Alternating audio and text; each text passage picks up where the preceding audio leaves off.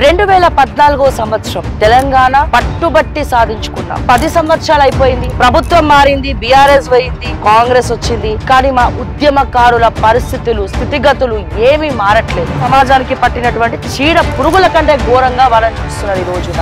ఈ రోజున మన స్పెషల్ చర్చ దీని మీదనే. ఇక్కడ ఉద్యమకారులు ఉన్నారు, సుమారు 10-12 మంది ఉన్నారు. మొత్తం తెలంగాణ సమాజాన్ని మొత్తం కదిలిస్తున్నాం, ఏకమవుతున్నాం. ఎవరైతే అమరులయ్యారో వాళ్ళ అమరవీరుల కుటుంబాలను ఆదుకునేదాకా కొట్లాడతాం. అందులో ఆ పోరాటంలో మా ప్రాణాలు పోయినా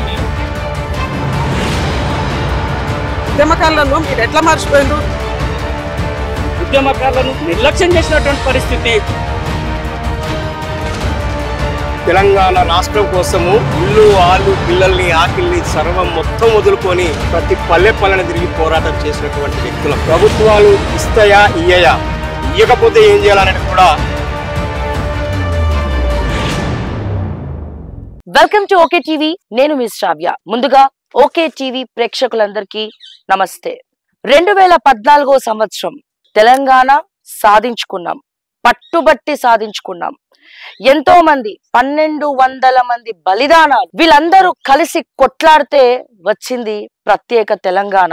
తెచ్చింది నేనే అని టిఆర్ఎస్ చెప్పింది. ఎస్, కేసీఆర్ కూడా ఆల్వేస్ ప్రత్యేకమైనటువంటి స్థానం ఉంటది కేసీఆర్ కి. అండ్ అట్లాగే విజయశాంతి గారు, అండ్ అట్లాగే ఇచ్చింది కాంగ్రెస్, తెచ్చింది టిఆర్ఎస్ అని నానుడి వాళ్ళు చెప్పుకుంటున్నారు. కానీ ఎవరైతే ప్రత్యేక రాష్ట్రం కావాలని చెప్పి పట్టుదలతో రోడ్ల మీదకి వచ్చి కేసులు పెట్టించుకొని ఒంటి మీద దెబ్బలు తిని అండ్ ఎంతో మంది బిడ్డల్ని తల్లిదండ్రులు కోల్పోయి బతుకుతా ఉన్నారు. అయితే 10 సంవత్సరాలు అయిపోయింది, 11వ సంవత్సరం కూడా అవుతా ఉంది. ప్రభుత్వం మారింది, బీఆర్ఎస్ పోయింది, కాంగ్రెస్ వచ్చింది. కానీ మా ఉద్యమకారుల పరిస్థితులు, స్థితిగతులు ఏమీ మారట్లేదు. అంటే ఇక్కడ ఉద్యమకారులు అనగానే మా ఆస్తులు రాసియాలా అని మాట్లాడేటోళ్ళు చాలా మంది ఉంటారు. ఫస్ట్ ఆఫ్ ఆల్ తెలంగాణ ఉద్యమకారులు అనగానే మన ఆత్మ గౌరవం. ఈ ఉద్యమకారులు లేకపోతే, రోడ్ల మీదకి రాకపోయి ఉంటే, జై తెలంగాణ అని అనకపోయి ఉంటే ఇప్పుడు కేసీఆర్ మొట్టమొదటి ముఖ్యమంత్రి అయ్యేటోడు కాదు. అట్లాగే రేవంత్ రెడ్డి 2వ ముఖ్యమంత్రి అసలే అయ్యేటోడు కాదు. అంటే వీళ్లకు దక్కినటువంటి గౌరవం ఏంటి? ఈ రోజున అమరవీరుల స్తూపం కట్టినారు గత ప్రభుత్వం వాళ్ళు. దాంట్లో మ్యూజియం లో కూడా అందరు ఫోటోలు పెట్టినారు. అండ్ తర్వాత ఉద్యమకారులు అంటే అమరవీరుల గురించి మాట్లాడుకుంటాం. అమరవీరులలో మొట్టమొదటిగా కృష్ణయ్య కుటుంబం అని, లేకపోతే శ్రీకాంతాచారి గురించి మనం అందరం కూడా మాట్లాడుకుంటా ఉంటాం, మనం అందరం స్మరించుకుంటా ఉంటాం. కానీ బలైన వాళ్ళ కుటుంబాలకు, ఉద్యమంలో దెబ్బలు తిని కేసులు పెట్టినటువంటి కుటుంబాలకు మినిమం గౌరవప్రదమైనటువంటి హోదా ఇవ్వాల్సినటువంటి బాధ్యత తెలంగాణ, బంగారు తెలంగాణ మీద, తెలంగాణ ప్రజానికం మీద, తెలంగాణ ప్రభుత్వం మీద లేదంటారా? కాదంటారా? వాళ్ళేమన్నా సమాజానికి పట్టినటువంటి చీడ పురుగుల కంటే ఘోరంగా వాళ్ళని చూస్తున్నారు. ఈ రోజున గత ప్రభుత్వం టిఆర్ఎస్ పార్టీ, బీఆర్ఎస్ అని మేము మనం టిఆర్ఎస్ అని అంటాం, టిఆర్ఎస్ పార్టీ ఓడిపోవడానికి కారణం నిరుద్యోగులు.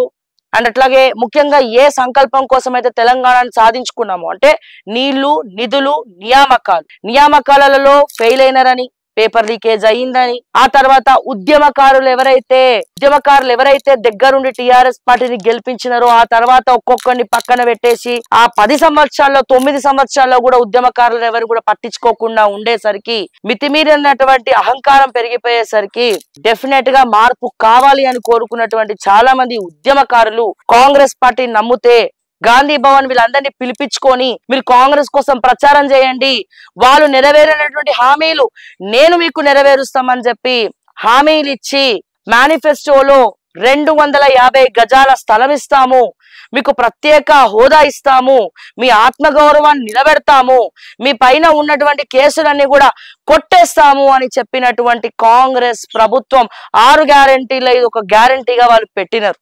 కానీ ఇప్పుడు మీ గెలుపుకి మళ్ళా కారణమైనటువంటి ఈ ఉద్యమకారులని ఈ కాంగ్రెస్ ప్రభుత్వం కూడా మోసం చేసింది, తిప్పించుకుంటోంది. అప్లికేషన్లు పెట్టండి అని చెప్పి నేను అనౌన్స్ చేసిర్రు, పెట్టిండ్రు. ఏమైంది అప్లికేషన్లు పెట్టినాక? ఎవరన్నా చూస్తురా దాన్ని? అదేదో ఈ ఉద్యమకారులు మీ సొంత ఆస్తులు, సొంత పైసలు, మీ ఆస్తులు, మీ వారసత్వ పాస్తులు వీళ్ళ పేర్ల మీద రాసి ఇమ్మన్నట్టు ఫీల్ అవుతున్నారు. అప్పుడు అహంకారమే అడ్డుకుంది, ఇప్పుడు అహంకారమే అడ్డుకుంది, ఆత్మీయత కరువైంది, ఆత్మగౌరవం కరువైంది అని చెప్పి బాధపడుతూ మొన్న మిలియన్ మార్చ్ సందర్భంగా కూడా అట్లీస్ట్ వీళ్ళని పిలిచి మాట్లాడాల్సినటువంటి పరిస్థితి కూడా మీకు లేదు అంటే ఇక మీరు కూడా ఏం చేయనట్టే కదా, కాంగ్రెస్ వాళ్ళు కూడా ఏం చేయనట్టే కదా. ఎస్, డెఫినెట్ గా ఈ రోజున మన స్పెషల్ చర్చ దీని మీదనే. ఇక్కడ ఉద్యమకారులు ఉన్నారు, సుమారు 10-12 మంది ఉన్నారు. సో తెలంగాణ ఉద్యమకారుల తరపున కొట్లాడేటువంటి అసోసియేషన్ ఇక్కడే ఉన్నారు. అసలు వాళ్ళకి కావాల్సిందంటే ఏంటి, వాళ్ళ బాధ ఎవరు తెలుసుకోవాలి. ప్రతి ఒక్క మంత్రి దగ్గరికి వాళ్ళు తిరుగుతా ఉన్నారు. వాళ్ళు మంత్రుల దగ్గరికి పోతే సమయం కూడా ఇవ్వట్లేదు, వాళ్ళకి మాట్లాడే అవకాశం ఇవ్వట్లేదు. వాళ్ళ బాధ చెప్పుకుందామన్నా వినే నాదుడు లేనటువంటి దిక్కుమాలినటువంటి వ్యవస్థలో మనం బతుకుతున్నామంటే ఇంతకన్నా ఘోరమైనటువంటి పరిస్థితి ఏం లేదు. తెలంగాణ అంటే ఆత్మగౌరవం. ఆత్మగౌరవం ఎవరు మొట్టమొదటిగా చెప్పుకోవాలంటే మా ఉద్యమకారులు. వాళ్ళని మీరు పెట్టినాక వాళ్ళు తలుచుకుంటే ప్రత్యేక రాష్ట్రమే వచ్చింది, వాళ్ళు తలుచుకుంటే మీరు దిగిపోవడం ఎంతసేపు అన్న విషయాన్ని గుర్తుపెట్టుకోండి. ఈ రోజు మన చర్చ తెలంగాణ ఉద్యమకారులతో. అందరికీ కూడా నమస్కారాలండి, అందరికీ కూడా నమస్తే. అండ్ ఓకే టీవీ కూడా అంటే ఫస్ట్ టైం నేను మీతో డిబేట్ పెట్టడం జరిగింది. అన్ఎక్స్పెక్టెడ్ గా చాలా సార్లు నేను మీ కాంటాక్ట్స్ ట్రై చేసినాను అండ్ విఠలని అడిగినాను, తర్వాత చాలా మందిని అడగడం జరిగింది. కానీ నిన్న మీరు నాకు మినిస్టర్ క్వార్టర్స్ లో కనబడ్డము, తర్వాత ఏమైందన్న మీ హామీలు అంటే మీతో నేను కలవకపోయినా ఇప్పటి వరకు మార్నింగ్ న్యూస్ లో అనేక రకాలుగా చాలా సార్లు వాయిస్ ఇచ్చా. అంటే ఉద్యమకారుల పరిస్థితి ఏంది, 250 గజాల స్థలం ఏంది అన్న విషయం నేను చాలా సార్లు కూడా చెప్పడం జరిగింది. ఇప్పుడంతా కూడా మనం ఆల్రెడీ మాట్లాడుకున్నాం. అంటే 9 సంవత్సరాల నుంచి కూడా ఆ ముఖ్యమంత్రి ఏం చేయలేదు, ఈ ముఖ్యమంత్రి కూడా ఏం చేస్తలేడు, మీరు తిరిగినా మిమ్మల్ని పట్టించుకోవట్లేదు. మీకు ఎట్లా అనిపిస్తుంది ఈ సిచ్యువేషన్? మొట్టమొదటిగా ఎవరు మాట్లాడతారు దీని గురించి? తెలంగాణ రాష్ట్రం అనేది ఏదో ఎన్నికల ద్వారానో ఏదో ఒప్పందాల ద్వారానో వచ్చినటువంటి రాష్ట్రం కాదు. ఒంటి మీద పెట్రోల్ పోసుకొని పార్లమెంటు భవనం ముందు ఊరేసుకొని అట్లాగే యూనివర్సిటీ పిల్లలు రోడ్డు మీదకి వచ్చి రకరకాలుగా ధర్నాలు రాస్తారోకోలు చేసి అసెంబ్లీ ముట్టడి చేసి ఆంధ్ర ఆధిపత్యానికి వ్యతిరేకంగా, అణిచివేతకు వ్యతిరేకంగా ఎన్నో ఉద్యమాలు 1200 మంది ఆత్మ బలిదానాలు చేస్తే వచ్చినటువంటిది తెలంగాణ. సంబంధ జాతులు తెలంగాణ రాష్ట్రంలో ప్రతి ఒక్కరు కూడా ఉద్యమంలో పాల్గొని మేధావులు కానీ, నిరుద్యోగులు కానీ, రైతులు కానీ, తెలంగాణ సమాజం మొత్తం కూడా త్యాగాలతోని కూడుకున్నటువంటి ఈ తెలంగాణను ఆ విధంగా సాధించి ఉద్యమ నాయకుడు అని చెప్పి ఆయన చేతిలో పెడితే దాన్ని చివరికి అప్పుల తెలంగాణగా మార్చింది ఆ ఉద్యమ నాయకుడు. వాళ్ళ త్యాగాల పునాదుల మీద కొట్లాడి సిద్ధించినటువంటి తెలంగాణని చివరికి దాన్ని ఆయన సొంత గంపగుత్తగా చేసుకున్నాడు, సొంత ఆస్తిగా చేసుకున్నాడు. బిడ్డ ఇష్టం వచ్చిన లిక్కర్ దందాలు, అల్లుడు భూదందాలు, ఇంకో అల్లుడు ఇంకో విధంగా, కొడుకు ఇంకో విధంగా, ఆయన ఇంకో విధంగా, మరొక విధంగా మొత్తం పాలన మొత్తం గంపగుత్తగా వాళ్ళు చేతిలోకి తెచ్చుకొని రాష్ట్రాన్ని అధోగతి పాలు చేశాడు. మంటల్లో మాడి సాధించుకున్నటువంటి తెలంగాణ ఇది 6 దశాబ్దాల నుంచి ఉన్నటువంటి సమస్య. అట్లాంటి సమస్యని అన్న మీరు మొదలు పెట్టడంతో మీ ఆవేదన అర్థమైపోతుంది, మీ కళ్ళలో తెలిసిపోతుంది, మీ మాటలలో తెలిసిపోతుంది. మీరు ఉద్యమకారుడుగా మీది ఏ జిల్లా నుంచి వచ్చినారు, మీ పేరేంటి, ఈ ఉద్యమంలో మీరు ఏం కోల్పోయినారు దగ్గర నుంచి మొదలు పెట్టండి. ఖమ్మం జిల్లా నుంచి మరో మిలియన్ మార్చ్ కోసం వచ్చినటువంటి ఉద్యమకారులు మేమంతా మొదటి నుంచి ఫౌండర్ మెంబర్స్ని. తెలంగాణ రాష్ట్ర సాధనలో కేసీఆర్తో పాటు నడిచి పల్లెబాట కానీ, పల్లె నిద్ర కానీ, ధర్నాలు కానీ, రాస్తారోకోలు కానీ, ముట్టళ్ళు కానీ, రకరకాల పోరాటాలు చేసి కేసీఆర్తో పాటు అరెస్ట్ అయ్యి ఖమ్మం జైల్లో ఉన్నటువంటి వ్యక్తి నేను. A3 బత్తుల సోమయ్య నా పేరు. కేసీఆర్కే కాదు కేబినెట్ మొత్తానికి కూడా తెలుసు. రాష్ట్రంలో అన్ని జిల్లాలు తిరిగినాం. కేసీఆర్ అట్లా తిప్పింది మమ్మల్ని, వర్క్ చేస్తున్నాం కమిట్మెంట్ గా. ఏమండి A3లో ఉన్నాను కేసీఆర్ తో పాటు ఖమ్మం జైల్లో ఆయన పెట్టినప్పుడు. ఆ విధంగా అన్ని పాలేరు ఇన్ఛార్జిగా ఆయనే పెట్టాడు. ఖమ్మం నుంచి తీసుకొచ్చి పాలేరు ఇన్ఛార్జిగా పెట్టాడు. దాదాపు అన్ని మండలాల 110 గ్రామ పంచాయతీలు 40 తండాల్లో తెలంగాణ వాదాన్ని తీసుకుపోయినాం, గడప గడపకు తీసుకెళ్ళినాం. ఆ విధంగా సంబంధ జాతుల్ని కదిలించి ఉద్యమాన్ని రగిలించి ఆంధ్ర వాళ్ళు పారిపోయే విధంగా చేసినాం మేము. ఆ విధంగా కొట్లాడి తెచ్చుకున్నటువంటి తెలంగాణని ఉద్యమ నాయకుడు అని చెప్పి ఆయనని నమ్మి ఓట్లేసి ఆయనను సీఎం గా చేసినాం. రాష్ట్ర సాధన బ్రహ్మాండంగా వచ్చింది, అయ్యింది. ఆ తర్వాత ఉద్యమ నాయకుడు సీఎం అయిండు. మన స్థితిగతులు మొత్తం మారిపోతున్నాయి. ఉద్యోగాలు వస్తాయి మన పిల్లలకి, మన ప్రాంతానికి నీళ్లు వస్తాయి, నిధులు వస్తాయి. ఇక మనదే బడ్జెట్ అంతా మందే. రాష్ట్రం ఆత్మగౌరవంతో పరిపాలించుకుంటామని చెప్పి ఎంతో ఆశపడ్డాం, కలలు కన్నాం. ఆ ఆశలన్నీ కూడా నిరాశలు అయిపోయినాయి. ఆ కళలన్నీ కూడా కళలుగా మారిపోయినాయి. ఆ తర్వాత ఆ కసితోని పిల్లలు చచ్చిపోయిన వాళ్ళకి, కేసుల్లో ఇరుక్కున్న వాళ్ళకి ఈ ఫలాలు వాళ్ళకి ఇవ్వమని చెప్పి కేసీఆర్ గారు రెండోసారి అధికారంలోకి వచ్చేంత వరకు ఓపిక పట్టినాం. ఫస్ట్ మొట్టమొదటి అధికారం 5 సంవత్సరాలు ఆయనకే అవకాశం ఇచ్చాం. ఆయన మొత్తం ఆ పేరుతోని ఈ పేరుతోని బడ్జెట్ ను కమిషన్ల కోసం నాశనం చేస్తుంటే చివరికి ఇక లాభం లేదని చెప్పి ఎవరైతే రాష్ట్ర సాధనలో భాగస్వాములై త్యాగాలు చేశారో వాళ్ళకి ఫలాలు అందాలి అని చెప్పి మేము బయటకు వచ్చినాం. దాదాపు 6-6.5 సంవత్సరాలు అయింది ఇప్పటికి. ఉద్యమకారులకి ఈ ఫలాలు అందాలి, అమరవీరుల కుటుంబాలకు భద్రత కల్పించాలి, ఒక కార్పొరేషన్ ఏర్పాటు చేయండి. ఎట్లనైతే దేశ స్వాతంత్రం కోసం పోరాటం చేసిన వాళ్ళని గుర్తించి అట్లాగనే ఛత్తీస్గఢ్, ఉత్తరాంచల్లో రాష్ట్ర ఏర్పాటు కోసం పోరాటం చేసినటువంటి వాళ్ళకి ఆ ప్రభుత్వాలు ఆ ఫలాలు అందిస్తున్నాయి. పెన్షన్స్ ఇస్తున్నాయి, ఇల్లు సౌకర్యం ఇచ్చారు, గ్యాస్ ఇచ్చారు, బస్ పాస్ ఇచ్చారు, హెల్త్ కార్డు కూడా ఇచ్చారు. మరి ఇక్కడ ఎందుకు ఇవ్వరు? కేసీఆర్ కుటుంబానికే ఉద్యోగాలు, మొత్తం నిధులు మొత్తం వాళ్ళకే. వాళ్ళ ఫామ్ హౌస్లకైతేమి, వాళ్ళ కుటుంబాలకైతేమి, అన్ని మంత్రి పదవులు కూడా వాళ్ళకి. కానీ ఉద్యమకారులు అడిగేది ఏంటంటే, అమరవీరుల తల్లిదండ్రులు కొడుకుల్ని కోల్పోయి పట్టెడు మెతుకులు లేక, గుడిసె లేక రోడ్డు మీద పడ్డారు, నీకు వాళ్ళు కనపడట్లేదా? ఈ రాష్ట్ర ఫలాలు వాళ్ళ త్యాగాల ద్వారా వచ్చినటువంటివి. దాన్ని మొత్తం నీ కుటుంబం అనుభవిస్తుంది. ఒక్కసారి గనక కేసీఆర్ బిడ్డ ఓడిపోతే ఎమ్మెల్సీ చేసేంత వరకు నువ్వు నిద్రపోలే, మాకు ఆ పదవులు అక్కర్లా. కానీ ఈ తల్లిదండ్రులకి అన్నం కావాలి, వాళ్ళ కంచంలోకి మెతుకులు కావాలి, గుర్తింపు కావాలి, ఆత్మగౌరవం. తెలంగాణ అంటేనే పోరాటాల పురిటిగడ్డ. ఎప్పుడైనా ఆత్మగౌరవాన్ని నిలబెట్టుకోవడానికి పోరాటం చేసినటువంటి తెలంగాణ ప్రాంత వీరులు వీళ్ళు, అసలు సీసలైన వీరులు, త్యాగాలు చేసినటువంటి ఉద్యమ వీరులు, అమరవీరులు. కానీ వాళ్ళు మీరు ఎవరికి గుర్తింపు ఇస్తున్నారు? మీరు ఎవరికి మంత్రి పదవులు ఇస్తున్నారు? ఎవరిని పాలన విభాగంలో భాగస్వాములు చేస్తున్నారు? కాంట్రాక్టర్లను చేస్తున్నారు, పెట్టుబడిదారులను చేస్తున్నారు, పెద్ద పెద్ద కార్పొరేట్ శక్తుల్ని చేస్తున్నారు. వాళ్ళ ఈ రాష్ట్రం తీసుకొచ్చింది. అందుకోసమేనా ఇంతమంది ప్రాణాలు త్యాగం చేసింది, ఒంటి మీద పెట్రోల్ పోసుకొని ఊరేసుకొని? ఇందుకోసమా? వీళ్ళకి పదవులు, నిన్ను నమ్మినాం, మేం రోడ్డు మీదకి వచ్చినాం, త్యాగాలు చేసినాం, సాధించినాం, మా కష్టాలు పోతాయి అనుకున్నాం. ఉస్మానియా యూనివర్సిటీ గాని, కాకతీయ యూనివర్సిటీ నుంచి గాని పిల్లలు దాదాపు 1000 మంది పాదయాత్ర చేస్తారు పార్లమెంట్ లో తెలంగాణ బిల్లు పెట్టాలని. వాళ్ళందరినీ కూడా మేము కడుపులో పెట్టుకొని అన్నాలు పెట్టి సాధినాం. ఆ విధంగా మేము తెలంగాణ రావాలనే ఆకాంక్షతోని ఎన్నో పోరాటాలు చేస్తున్నాం, నమ్మినాం. కేసీఆర్ మోసం చేసిండు, అంత కసితో ఉన్నారు. ఆ కసిని, ఆ పరిస్థితుల్ని కాంగ్రెస్ పార్టీ అనుకూలంగా చేసుకుంది. ఆ రోజున కూడా మీరు చాలా సార్లు తిరగడం జరిగింది, ప్రగతి భవన్ చుట్టూ తిరిగినారు, అడిగినారు, చాలా మందిని కలిసినారు, మెమోరాండాలు ఇచ్చినాం, సీఎం కి ఇచ్చినాం, కేటీఆర్ కి ఇచ్చినాం, హరీష్ రావుకి ఇచ్చినాం, ఈటల రాజేందర్ కి ఇచ్చినాం. ఫస్ట్ మంత్రివర్గం రెండోసారి వచ్చిన తర్వాత లాభం లేదంటే రోడ్డు మీదకి వచ్చినాం, అడగటం మొదలు పెట్టిన తప్ప అప్పటి వరకు మేము కూడా 5 సంవత్సరాలు చేస్తాడు అని చెప్పని ఎదురు చూసి కళ్ళు కాయలు కాస్తున్నాం. ఆ తర్వాతనే మాట్లాడటం మొదలు పెట్టినాం, ప్రజల్లోకి వెళ్ళినాం. కేసీఆర్ మోసం చేస్తున్నాడు, కమిషన్ల కోసం రాష్ట్ర ఖజానాను మొత్తం లూటీ చేస్తున్నాడు.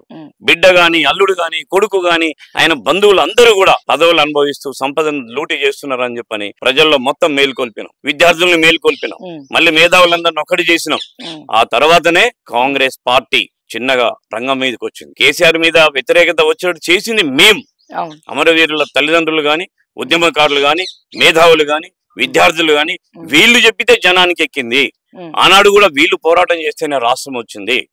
ఆ కసిని, ఆ పగని అది ఆసరా చేసుకుని కాంగ్రెస్ పార్టీ మేనిఫెస్టోలో స్పష్టంగా పెట్టింది.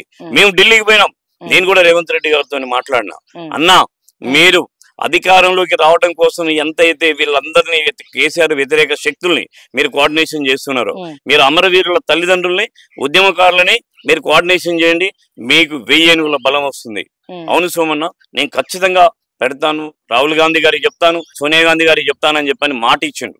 రైట్, మేము వాళ్ళ వైపు మొగ్గిన మాట వాస్తవం. గంపగుత్తగా తెలంగాణలో ఉన్నటువంటి ఓటు బ్యాంకును మొత్తం కాంగ్రెస్ వైపు తిప్పిన మాట వాస్తవం. మా పాత్ర, మా శ్రమ, Yes. లేకుండా Mm. ఇవాళ కాంగ్రెస్ పార్టీ అధికారంలోకి రాలేదు, Mm. ఈయన సీఎం కాలేదు. అవును. కాబట్టి మీరు మర్చిపోవద్దు, Mm. కేసీఆర్ అట్లా చేసే Mm. అందరిని ఆగం చేసిండు, Mm. సంపదను ఆగం చేసిండు, Mm. మళ్ళీ ఆంధ్ర వాళ్ళకే కట్టబెట్టిండు కేసీఆర్. Mm. మీరు కూడా Mm. మేల్కొనండి. Mm. తెలంగాణ ఇచ్చిన తల్లి సోనియమ్మ తెలంగాణ రాష్ట్రాన్ని కాపాడుతుంది, ఉద్యమకారులను కాపాడుతుంది, అమరవీరుల తల్లిదండ్రుల్ని కడుపులో పెట్టుకొని చూసుకుంటది అని చెప్పని మేము నమ్మినాం. Mm. నమ్మిన తర్వాత ఓట్లు వేసినాం, అధికారంలోకి వచ్చారు. 2 సంవత్సరాలు అయింది. Mm. ఇక ఎంతసేపు ఉన్నా మీరిచ్చిన 6 గ్యారంటీలేనా? Oh. మీరు ఆ మాట చెప్పడానికి ఇవాళ అసెంబ్లీలో Mm. మీకు మనసు రావట్లేదు, Oh. నోరు రావట్లేదు ఉద్యమకారుల గురించి అసలు మాట్లాడటానికి. ఎవరు కూడా అడగట్లేదు మీ గురించి. అడిగే నాయకుడు 119 నియోజకవర్గాల ఇంతమంది ఎమ్మెల్యేలు ఉంటే ఒక్కడంటే ఒక్కడు కూడా ఉద్యమకారుల గురించి తలవట్లేదు, మీ పేరు పిలవట్లేదు, మీ భూముల గురించి మీ గౌరవం గురించి ఎవ్వరు కూడా మాట్లాడట్లేదు. ఇది చాలా బాధాకరమైనటువంటి Yes. విషయం. Yes. ప్రతిపక్షంలో ఉన్నటువంటి టిఆర్ఎస్ పార్టీ నాయకులు మోసం చేశారు కాబట్టి ఉద్యమకారుల గురించి మాట్లాడటానికి అర్హత లేదు, అర్హతను కోల్పోయారు. 10 ఏళ్ళు ఉన్నది మీరే కదా అని చెప్పి రేవంత్ రెడ్డి వాళ్ళని దులుపుతాడు కదా. అవును. కాబట్టి ఆ మాట ఎక్కడ పడాల్సి వస్తుందో అని చెప్పని నిన్న మరో మిలియన్ మార్చి వందలాది మంది రాజకీయ పార్టీల నాయకులందరూ వచ్చారు, ప్రజా సంఘాల వాళ్ళు వచ్చారు, మొత్తం ఉద్యమకారులంతా వస్తే అక్కడికి రావడానికి కూడా ముఖం లేదు. టిఆర్ఎస్ పార్టీ యొక్క ఈ కుటుంబ పాలన చేసినటువంటి వాళ్ళకి ముఖం లేదు. ఒక సాధారణమైన వాళ్ళని, ఉద్యమంలో పాల్గొన్నటువంటి వాళ్ళని వాళ్ళు గనుక వస్తే ఈ ఉద్యమకారులు నాయకులు వీళ్ళంతా ఎవరేం మాట్లాడరని చెప్పి తెలివిగా నువ్వెంతసేపు అయినా సరే కుట్రతోని కేసీఆర్ కపట నాటకంతోని వాళ్ళని అక్కడికి పంపించిండు. స్వామి గౌడ్ని గాని, దేవి ప్రసాద్ని గాని, శ్రీనివాస గౌడ్ని గాని, చెరుకు సుధాకర్కి ఉన్న చరిత్ర వీళ్ళకి ఎవరికి లేదు. ఆయన్ని మేమేమనగలం? ఆయన ఏం చేయగలడు? నువ్వు ఆయన పంపించేది 10 సంవత్సరాలు అన్ని అధికారాలు నీ చేతిలో పెట్టుకొని నీ వర్గానికి చేసుకున్నావు, నువ్వు ద్రోహులకు చేసుకున్నావు, కార్పొరేట్ శక్తులకు నువ్వు పంచిపెట్టినవు, నీ కుటుంబానికి పంచిపెట్టినవు. కాబట్టి నువ్వు రావాలి. నీకే గనక ఈ రాష్ట్రం మీద, ఈ ప్రజల మీద, ఉద్యమకారుల మీద, అమరవీరుల మీద గనక నీకు ఏ మాత్రం గౌరవం ఉన్నా, నీకు సోయి ఉన్నా, నువ్వు వచ్చి దాంట్లో పాల్గొనాలి. పాల్గొని వాళ్ళ ఆత్మ శాంతించేటట్టుగా నువ్వు ముక్కు నేలకు రాయాలి. అసెంబ్లీ ముందు పశ్చాత్తాపడి దగ్గర తీసుకోవచ్చు మిమ్మల్ని, తప్పేం లేదు. నేను పొరపాటు పడ్డా, వన్ సైడ్ పైన ఎవరు డైవర్ట్ చేశారు మేము అన్నాడే చెప్తున్నాం. ఈ ఆంధ్ర పచ్చ చొక్కాల గ్యాంగ్ ఏదైతే టిఆర్ఎస్ పార్టీలో జ్వరపడుతుందో మళ్ళీ ఎప్పటికైనా సరే వాళ్ళ వల్లనే ఈ టిఆర్ఎస్ పార్టీ గాని, ఈ రాష్ట్రం గాని నాశనం అయిద్దని చెప్పని రెండోసారి కేసీఆర్ అధికారంలోకి వచ్చిన తర్వాత ఖచ్చితంగా చెప్పినాం మేము. ఇప్పుడు అదే జరిగింది, వాళ్ళే చేశారు, విచ్ఛిన్నం చేశారు టిఆర్ఎస్ పార్టీని. చివరికి ఆయన అధికారం కోల్పోవడానికి గల కారణం కూడా వాళ్ళే. ఇవన్నీ వాళ్ళకి అనుకూలంగా నిర్ణయాలు తీసుకున్నాడు కాబట్టి తెలంగాణ సమాజం మొత్తం కూడా ఆగ్రహించింది, కాంగ్రెస్ పార్టీని నమ్మింది, కాంగ్రెస్ పార్టీకి అధికారం ఇచ్చింది. కాబట్టి కాంగ్రెస్ పార్టీ కూడా వన్ సైడ్ ఆలోచిస్తుంది. ఎంతకాలం 11 ఏళ్ళు ఓపిక పెట్టినాం, నువ్వు వచ్చి కూడా 1.5 సంవత్సరం అయింది. నువ్వు ఏనాడైనా వాళ్ళు తలుచుకుంటే ఎంతసేపు కాలనీ అయ్యొచ్చు, ఒక 10 ఎకరాలు, ఒక 50 ఎకరాలు ఇచ్చి అందరికి సమానంగా పంచుకోమని చెప్పచ్చు. ఇంత గజాల భూమి ఎంత లేదా? భూమి లేదా తెలంగాణలో? ఎంత భూమి లేదు తెలంగాణ? ఎంత మంది ఆంధ్ర సీఎంలు అమ్మినా సరే 1000 ఎకరాలు తెలంగాణ ప్రాంతంలో అన్ని జిల్లాలలో ఉంది. దాంట్లో మీరు భూమిని కొనాల్సిన అవసరం లేదు, గుర్తింపు కార్డులను కొనాల్సిన అవసరం లేదు. మేము వెంటనే పెన్షన్ కూడా ఇవ్వాలని కూడా మేము అడగట్లేదు. గుర్తింపు ఇవ్వండి, ముందు ఆ భూమి 250 గజాలు ఇవ్వండి. ఆత్మగౌరవంగా మేము సత్యన చాలా మంది 69లో దాదాపు 400 మంది చనిపోయారు. ఉన్నది కొంతమంది, వాళ్ళు కూడా చనిపోతున్నారు. మీకు ఆ సోయి లేదు. ఇప్పుడు మలిదశ ఉద్యమకారులు కూడా చాలా మంది చనిపోతున్నారు. మీరు మాత్రం పదవులు అనుభవిస్తున్నారు, ఫామ్ హౌజులు కట్టుకుంటున్నారు, భోగభాగ్యాలు అనుభవిస్తున్నారు. వాళ్ళ త్యాగాల పునాదుల మీద ఏర్పడ్డటువంటి రాష్ట్రాల్లో ఉన్నటువంటి పదవులు మొత్తం మీరే అనుభవిస్తున్నారు. కాబట్టి మేము అడిగేది ఒక్కటే, మాకు మీ పదవులు మాకు అక్కర్లేదు, మీ భోగభాగ్యాలు మాకు అక్కర్లేదు, మాకు గౌరవం కావాలి. మిగతా రాష్ట్రాల్లో ఇవ్వట్లే, ఛత్తీస్గఢ్ లో ఇవ్వట్లే, జార్ఖండ్ లో ఇవ్వట్లే, మరి ఇక్కడ మీరెందుకు ఇవ్వరు? ఇది పోరాటాల పురిటిగడ్డ. ఇది ఆగ్రహానికి మీరు గురైతే మాత్రం గంత పెద్ద తెలివికల్లోడు ఆయనే ఆగమైపోయాడు, భూస్థాపితమైండు. కాబట్టి మీ మీద మాకు విశ్వాసం ఉంది. మా నమ్మకాన్ని వమ్ము చేయబోకండి. మా తల్లిదండ్రులకు గాని, మా అన్నదమ్ములకు కానీ, మా ఉద్యమకారులకు కానీ, మా అమరవీరుల తల్లిదండ్రులకు కానీ, సోనియమ్మ మీద, కాంగ్రెస్ పార్టీ మీద, ఎందుకంటే తెలంగాణ ఇచ్చారు కాబట్టి, తెలంగాణలో జరుగుతున్న మరణాలు చూసి స్పందించినటువంటి సోనియా గాంధీ ఆ శాసనసభ, ఆ విధానసభ, పార్లమెంట్ లో గాని, విధానసభలో గాని కాయిదాలు గుంజి చించేసినా సరే పట్టుదలగా తన ప్రైమ్ మినిస్టర్ మన్మోహన్ సింగ్ గారిని వెంటబెట్టుకొని ఆ తల్లి, తెలంగాణలో జరుగుతున్న మరణాలకు అడ్డుకట్టేసినటువంటి తల్లి సోనియా గాంధీ. అది మేము నమ్మినాం, అందుకని అధికారం అప్పచెప్పినాం. కానీ మీరేం చేస్తున్నారు కాబట్టి మేము మళ్ళీ మోసం చేస్తున్నారు అని మేము ఇంకా ఆ బంధాలోకి మేము వెళ్ళలే. ఇంకా వెళ్ళినట్టుంటే మీకు ఏ ఎన్నికల్లో కూడా ఒక్క సీటు కూడా రాదు. ఇప్పుడు మేము ఆ మార్గంలోకి పోవట్లే. ప్రజల్ని గాని, ఉద్యమకారులను గాని చాలా సమస్యలు ఉన్నాయి. రైతుల సమస్య ఉంది, నిరుద్యోగ సమస్య ఉంది, భూముల సమస్య ఉంది. మేము వాటిలోకి వెళ్ళట్లేదు. మేము, మాది రాజకీయ పార్టీ కాదు.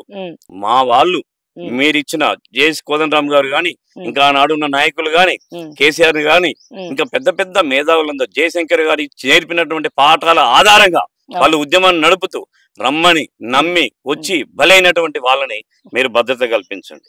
వాళ్ళ త్యాగం లేకుండా టిఆర్ఎస్ పార్టీ గాని, కాంగ్రెస్ పార్టీ గాని అధికారంలోకి రాలేదు. మీరు అధికారంలోకి వచ్చిన తర్వాత ఆ హామ్ పెరిగిపోయి వీళ్ళని మీరు నిర్లక్ష్యం చేస్తున్నారు. కనికరించట్లేదు. కనికరించాలి అంటున్నాం, గుర్తించాలి అంటున్నాం. అది తప్ప అన్న. సరిగ్గా ఇదే విషయము రిపబ్లిక్ డే ముందర నేను గుర్తు చేయడం జరిగింది. ఏమని, ఎక్కడెక్కడో అందరిని గుర్తిస్తున్నారు కదా, రిపబ్లిక్ డే సందర్భంగా వాళ్ళని గుర్తించి ఈ రోజున మీరు వాళ్ళకి కావాల్సిన భూములు వాళ్ళకి సన్మానం చేస్తే అద్భుతంగా ఉంటది. సో ఎస్, మీరు ఏదైనా పని చేస్తున్నట్టు అనిపిస్తుంది. ఎందుకంటే ఆల్రెడీ 6 గ్యారెంటీలు ఇస్తున్నారా లేదా ఎవరికి అర్థం కానటువంటి అంశము. అట్లీస్ట్ మొట్టమొదటగా మీరు చేయాల్సింది ఉద్యమకారులకి అట్లీస్ట్ అదన్నా చేయండి అని చెప్పి మనం మాట్లాడుతున్నాం. అయితే ఈ ఉద్యమకారులు మీరు కొట్లాడి కొట్లాడి కొట్లాడి అడిగి అడిగి అలసిపోయినారు. ఇంతగానం అడుగుతుంటే అట్లీస్ట్ క్యాబినెట్ లో ఉన్నటువంటి ఏ ఒక్క మంత్రి అయినా మిమ్మల్ని పిలిచి మాట్లాడినారా? పోనీ మీరు వినతి పత్రాలు ఇస్తే ఎవరైనా రెస్పాన్స్ ఇచ్చిరా మాట్లాడదామని చెప్పి? ఇప్పటి వరకు ఎంత మందిని కలిసినారు మీరు? ఈ క్యాబినెట్ ఏర్పాటు అయిన తర్వాత ఎవరైనా రెస్పాండ్ అయ్యిందా? మేము వెళ్ళినప్పుడు వాళ్ళు రెస్పాండ్ అవ్వట్లేదు, తీసుకొని అక్కడ పెడుతున్నారు. ఎందుకంటే ఈ మంత్రులు అసెంబ్లీలో గాని బయట గాని స్పందించకపోవడానికి కారణం ఏంటంటే వీళ్ళకి ఎవరికి కూడా ఉద్యమంతో సంబంధం లేదు, ఆ స్పర్శ అనేది లేదు. అయినప్పటికీ కూడా మేము భరిస్తున్నాం, గెలిపించినాం. అసలు ద్రోహం చేశారని చెప్పని వాళ్ళని ఉద్యమం పాల్గొన్నటువంటి మా సహచరులందరినీ కూడా పక్కన పెట్టినాం, మిమ్మల్ని గెలిపించినాం. వీళ్ళు స్పందించట్లేదు. అది చాలా నేరం, అది అన్యాయం. మేము ఖండిస్తున్నాం తీవ్రంగా. ఇక మంత్రుల పేర్లు ఎందుకు లేని చెప్పని మీ ద్వారా బయట సమాజానికి మేము తెలియజేయట్లేదు. అట్లా నిర్లక్ష్యం చేసినటువంటి వాళ్ళు ఉన్నారు. పొన్నం ప్రభాకర్ లాంటి మంత్రిని కలిస్తే తీసుకుంటున్నాడు, ఆడ పెడతా అని చెప్పి ఆ సీఎం గారికి పెడతారట, కేబినెట్ గారికి అప్పచెప్తారట. ఏం మాట్లాడొద్దా, చర్చ చేయొద్దా? పొంగులేటి శ్రీనివాసరెడ్డి గారిని కలిసినాం ఖమ్మంలో. మేము దాదాపుగా ఒక 150 మంది వెళ్ళి ఒక సిస్టమేటిక్ కలిస్తే, సోమన ఖచ్చితంగా కేబినెట్ లో పెడతాను, నేను సీఎం గారు నోటీస్ లో పెడతాను, నేను డెఫినెట్ గా ఇది అయ్యేటట్టు చేస్తాను, మీరు లేకుండా అసలు మేము లేము, ఈ రాష్ట్రమే లేదు అని చెప్పని హామీ ఇచ్చి దాదాపు 8 నెలలు అయింది. ఎన్నో క్యాబినెట్లు జరిగినాయి, ఎన్నో అసెంబ్లీలు జరిగినాయి. ఒక్కసారైనా కానీ అసెంబ్లీలో గానీ క్యాబినెట్ లో గానీ ఉద్యమకారులకు సంబంధించినటువంటి సమస్యల మీద చర్చించినటువంటి మంత్రి లేడు, ఎమ్మెల్యే లేడు. డిప్యూటీ ముఖ్యమంత్రి గారు కూడా మీది ఖమ్మం జిల్లా నుంచి ముగ్గురు మంత్రులు ఉన్నారు. తుమ్మల నాగేశ్వరరావు గారు ఆయన ఏనాడు ఉద్యమకారుల గురించి మాట్లాడు, ఆయన దగ్గరికి ఎవరు వెళ్ళరు. బట్టి గారిని కలుస్తుంటాం, పొంగులేటి గారిని కలుస్తుంటాం, మెత్తటి తీయటి మాటలు చెప్తుంటారు, సాగా బీక్తుంటారు. నాన్సుడు అనేది వాళ్ళకి అది వెన్నతో పెట్టిన విద్య కాబట్టి అది మీకే ప్రమాదం అని చెప్పి చెప్తున్నాం. మీ మీద మాకు విశ్వాసం ఉంది. మీరు ఉద్యమంలో పాల్గొనకపోయినా సరే ఉద్యమం చేసిన వాడు ద్రోహం చేసింది కాబట్టి మేము మీ వైపు వచ్చినాం, నమ్మినాం. మీరు కూడా మోసం చేస్తే కష్టం, ఇక అంతే. అది మీకే వదిలేస్తున్నాం. అది ఎంతో దూరంలో లేదు, దగ్గరలోనే ఉంది. మొత్తం తెలంగాణ సమాజాన్ని మొత్తం కదిలిస్తున్నాం, ఏకమైతున్నాం. అన్ని ప్రజా సంఘాలు గాని, ఆనాడు జేఏసీలో ఉన్నటువంటి వాళ్ళందరినీ ఎంఎల్ పార్టీలతో సహా, ప్రజా సంఘాలతో సహా, మేధావుల సంఘాలతో సహా, జర్నలిస్టుల సంఘాలని కూడా కలుస్తున్నాం. అందరూ కూడా మాకు సంపూర్ణమైన మద్దతు తెలియజేస్తున్నారు. అందుకనే మరో మిలియన్ మార్చి బ్రహ్మాండంగా సక్సెస్ అయింది. అట్లాంటి సాగరహారం గాని, సకల జనుల సమ్మె గాని ఎన్నో పోరాటాలు చేసినాం రాష్ట్రం కోసం, అనుభవం ఉన్నటువంటి వాళ్ళం. కానీ మా హక్కుల కోసం మేము చేయలేమా? దానికోసం ప్రాణత్యాగాలు చేసినటువంటి వాళ్ళు మా దగ్గర ఉన్నారు, లాఠీలు దెబ్బలు తిన్నటువంటి వాళ్ళు ఉన్నారు, మానుకోట్లో రబ్బర్ బుల్లెట్లకు గురైనటువంటి వాళ్ళు మా దగ్గర ఉన్నారు. మేమంతా కూడా దాంట్లో పాల్గొన్న వాళ్ళమే. ఇది కేసీఆర్ క్యాబినెట్ మొత్తానికి తెలుసు, రేవంత్ రెడ్డి క్యాబినెట్ మొత్తానికి కూడా తెలుసు. కాబట్టి ఇవాళ మొత్తం ఆ పవర్ ని అనుభవిస్తూ మీరు ఆ మోగంలో ఉన్నారు, ఆ మైకంలో ఉన్నారు మీరు. ఎస్, దాంట్లో నుంచి మీరు బయటికి రండి. మీకు ఈ భౌగోళిక తెలంగాణ ఏర్పడటానికి త్యాగాలు చేసినటువంటి వాళ్ళు ఎవరో వాళ్ళకి కనీసం పట్టెడు మెతుకులు పెట్టండి, వాళ్ళకి గుర్తింపు ఇవ్వండి, వాళ్ళకి ఆత్మగౌరవం ఇవ్వండి అని అడుగుతున్నామే తప్ప మీరు ఈ ఖజానాలో నుంచి తెచ్చినటువంటి కమిషన్లు మాకు కావాలని మాత్రం మేము అడగట్లేదు. అది మీరు అర్థం చేసుకోవాలి. ఈ కాంగ్రెస్ పార్టీకి ఆ సోయి రావాలని చెప్పి ఈ ప్రభుత్వం కూడా ఖచ్చితంగా వీళ్ళని ఆదుకోవాలని చెప్పని మేము విజ్ఞప్తి చేస్తున్నాం తెలంగాణ జాయింట్ యాక్షన్ కమిటీ తరఫున. థాంక్స్ అన్న, థ్యాంక్ యూ సో మచ్ అన్న. మీరు చెప్పండి. కంచర్ల బద్రి, నాది ఉమ్మడి వరంగల్ జిల్లా, ఇప్పుడు భూపాలపల్లి జిల్లా, భూపాలపల్లి జయశంకర్ జిల్లా, చిట్యాల మండలం, గిద్దెముత్తారం విలేజ్, ఒక కుగ్రామం, చిన్న పల్లెటూరు. నేను ఉద్యమంలోకి ఉస్మానియా యూనివర్సిటీలో 2005 నుంచే నేను ఉద్యమంలో పాల్గొన్నాను. అప్పటి నుండి ఇప్పటి వరకు తెలంగాణ ఉద్యమంలోనే ఉన్నాను. తెలంగాణ ఉద్యమంలో తెలంగాణ రాష్ట్రం కోసం కొట్లాడినాం, ఉద్యమ ఆకాంక్షల కోసం కొట్లాడినాం. తెలంగాణ వచ్చిన తర్వాత విద్యార్థి హక్కుల కోసము ఏదైతే కేసీఆర్ ఇచ్చినటువంటి హామీలు ఏవైతే ఉన్నాయో, తెలంగాణ రాష్ట్ర పునర్నిర్మాణం గురించి మాట్లాడినటువంటి సందర్భం లోపల అనేక నిర్బంధాలకు కూడా గురైనాము. 2 సార్లు జైలుకు కూడా పోవాల్సినటువంటి ఒక పరిస్థితి ఏర్పడింది. సరే, ఇప్పుడు మనం తక్షణం మాట్లాడుకోవాల్సినటువంటి అంశాలు ఏంటంటే, మిగతా విషయాలన్నీ కూడా అన్నవాళ్ళు మాట్లాడారు. నేను చెప్పదలుచుకున్నటువంటి విషయం ఏంటంటే, ప్రజలందరికీ తెలుసు తెలంగాణ రాష్ట్రాన్ని తెచ్చిందెవడో ఇచ్చిందెవడో. సావు నోట్లో తలకాయ పెట్టి తెలంగాణ తెచ్చినోని నేను అని చెప్తున్నటువంటి ఆ పెద్ద మనిషి సావు నోట్లో తలకాయ పెట్టి తెలంగాణ తెస్తే 1200 మంది ఎందుకు అమరులయ్యారో నువ్వు చెప్పాల్సినటువంటి సమాధానం ఉంది. ఒక్కరోజు దీక్షకు నువ్వు నిమ్మరసం తీసుకొని ఆసుపత్రిలో బండి నాటకం ఆడితే విద్యార్థులు అంతా కలిసి ఆ ఉద్యమాన్ని మోసింది వాస్తవం కాదా? నువ్వు చెప్పు పెద్ద మనిషి అని చెప్పేసి ఒక ప్రశ్న అడుగుతా ఉన్నాం. అదే విధంగా మేము ఇచ్చినాము అని చెప్పుకుంటున్నటువంటి వాళ్ళు, మీరు కూడా ఈ తెలంగాణకు, ఈ తెలంగాణ ప్రజలకు చేసినటువంటి మేలేంటిదో చెప్పుండ్రి. మీరే ఇయ్యాల్సినటువంటి సమయంలో ఇస్తే ఇంతమంది బలిదానాలు ఎందుకు జరిగినాయి? ఇచ్చినటువంటి ప్రకటనను డిసెంబర్ 9న మళ్ళా ఆ తర్వాత వెంటనే ఎందుకు వెనుకకు తీసుకున్నారు? ఏదేమైనప్పటికీ అయినా సరే మాకు ఇచ్చిండ్రు అనేటువంటి ఒక సోయి ఉన్నది కనుక పోరాడిరు అనేటువంటి దానిల నుంచే 2 సార్లు మీకు అధికారం కట్టబెట్టారు. మీరు ఇచ్చిరు అనేటువంటి గౌరవంతో, సోనియమ్మ మీద గౌరవంతో మళ్ళీ మిమ్మల్ని గెలిపించుకున్నారు. ఇది తెలంగాణ ప్రజలకున్నటువంటి విఘ్నత. ఈ విఘ్నతను తెలంగాణ ప్రజలు ప్రదర్శించారు గనక 2 సార్ల కేసీఆర్ అధికారం అనుభవించిండు. ఇప్పుడు మీరు అధికారంలోకి వచ్చారు. అయితే ప్రస్తుతం మా ముందు విద్యార్థులుగా మా ముందున్నటువంటి సమస్య, కేసీఆర్ అధికారంలోకి రాగానే ఉస్మానియా యూనివర్సిటీ భూములకు ఎసరు పెట్టిండు. ఈ భూములకు వేలంపాట పెట్టుదామని చెప్పేసి కబ్జా చేసి అమ్ముకుందామని ఒకటేసిండు. అది ఫెయిల్ అయింది. చెప్పులు చూపెడితే వెనుకపోయినటువంటి చరిత్ర ఉన్నది. ఇప్పుడు అధికారంలోకి వచ్చినటువంటి మరి రేవంత్ రెడ్డి గవర్నమెంట్ కూడా మళ్ళా హైదరాబాద్ సెంట్రల్ యూనివర్సిటీ భూములను కబ్జా పెట్టడానికి, ప్రైవేట్ సంస్థలకు అమ్ముకోవడానికి మళ్ళీ స్కెచ్ చేసిరు. ఇప్పుడు అక్కడ విద్యార్థులందరూ కూడా ఆగమవుతున్నారు. మీరు తెలంగాణలో ఉన్న భూములను అమ్ముకోవడం కోసమే అధికారంలోకి వచ్చిర్రా? తెలంగాణ ప్రజలకు ఏమైనా మేలు చేయడం కోసం వచ్చిర్రా? మీరు తేల్చాలి. మేము ఉద్యమకారులుగా మేము చెప్తున్నటువంటి మాట ఏంటిదంటే, తెలంగాణ కోసం ఎవరైతే పని చేశారో వాళ్ళ ప్రాణాలు ఒడ్డి రక్తం దారబోసి ఎవరైతే అమరులయ్యారో వాళ్ళ అమరవీరుల కుటుంబాలను ఆదుకునేదాకా, తెలంగాణ ఉద్యమంలో పాల్గొన్నటువంటి విద్యార్థుల నుంచి మొదలుకొంటే సకల జనుల దాకా ఎవరైతే ఉన్నారో ఆ ఉద్యమకారుల ఆకాంక్షలు నెరవేరేదాకా వాళ్లకు మీరు ప్రకటించినటువంటి 250 గజాల స్థలం ఇంటితో సహా నిర్మాణంతో సహా ఇవ్వకుండా, వాళ్ళ ఆకాంక్షలు నెరవేరకుండా తెలంగాణలో సెంటు భూమి కూడా చేజారణీయం అని చెప్పేసి మేము ప్రతిజ్ఞ చేస్తా ఉన్నాం. ఖచ్చితంగా మీరు అమ్మేటువంటి భూములకు మేము ఎదురుగా నిలబడతాం, కొట్లాడతాం. అందులో ఆ పోరాటంలో మా ప్రాణాలు పోయినా మేము లెక్క చేసే ఉద్దేశం అయితే లేదు. ఖచ్చితంగా అడ్డుకుంటాం. మీ ప్రయత్నాలు ఏమున్నా విరమించుకోవాలి. ముందు ఉద్యమకారుల ఆకాంక్షలను నెరవేర్చాలి. మీరు ఇస్తా అన్నటువంటి 6 గ్యారెంటీల్లో ఉద్యమకారుల గ్యారెంటీని ముందు పెట్టండి. ఇందాక మీడియా ద్వారా కూడా చాలా స్పష్టంగా చెప్తా ఉన్నాము. మీరు చేస్తా అన్నటువంటి హామీలు ఏవైతే ఉన్నాయో అవి ప్రజలకు చేరవేయడమే కాకుండా తెలంగాణకు ఇప్పటి వరకు ఒక కరెక్ట్ పాలసీ లేదు. హౌ టు డెవలప్ అనేటువంటి మీకు ఒక విజన్ కూడా లేదు. అన్ని ఉత్తుత హామీలు ఇచ్చుడు, అవేదో ఎగరగొట్టుడే అయితా ఉంది. ఎన్ని కోట్లు ఖర్చు చేశారు? ఎంత 16,000 కోట్ల మిగులు బడ్జెట్ తో అప్పచెప్పినటువంటి రాష్ట్రాన్ని ఎన్ని కోట్ల అప్పుల్లో ముంచారు? లక్షల కోట్ల అప్పుల్లో ముంచి ప్రతి వ్యక్తి మీద 2 లక్షల అప్పును 4 లక్షల అప్పును ఎత్తితే ఎవడు భరించాలి? ఇది ఇవాళ తెలంగాణ ప్రజల ముందున్నటువంటి సమస్య. దీన్ని పరిష్కరించాల్సింది పాలకుల, లేకపోతే మళ్ళా తెలంగాణ ప్రజలే నిర్ణయించుకొని మళ్ళీ ఉద్యమం రూపంలో మిమ్మల్ని గద్దెదించి ప్రజా పాలన అంటే ఏందో చూపెట్టేటువంటి రోజులు కూడా వస్తాయి. ఇక్కడ మిమ్మల్ని ఒక ప్రశ్న అడగదలుచుకున్నా నేను. బయటోడు మోసం చేస్తే బయటోడిని తరిమి కొట్టినాం, కానీ ఇంటోళ్ళని మోసం చేస్తే ఏం చేయగలుగుతాం? సో ఇక్కడ తెలంగాణ అందరు దోచుక తింటున్నారు. ఆంధ్ర పాలిత రాష్ట్రం మనకొద్దు, తెలంగాణ ప్రత్యేక తెలంగాణ రావాలని చెప్పి మీరందరు నడుం బిగించి ఎవరి పాత్ర వాళ్ళు దిగ్విజయంగా పోషించి ఈ రోజున తెలంగాణను తీసుకొచ్చారు. కానీ ఇప్పుడు ఇంటోళ్ళు వచ్చారు ఇక్కడికి. అంటే తెలంగాణను పాలిస్తుండు, కానీ తెలంగాణ పరిస్థితి చూస్తా ఉంటే ఇప్పుడు మీకు ఏ రకంగా అనిపిస్తా ఉంది? బాధ అనిపిస్తుందా లేదా?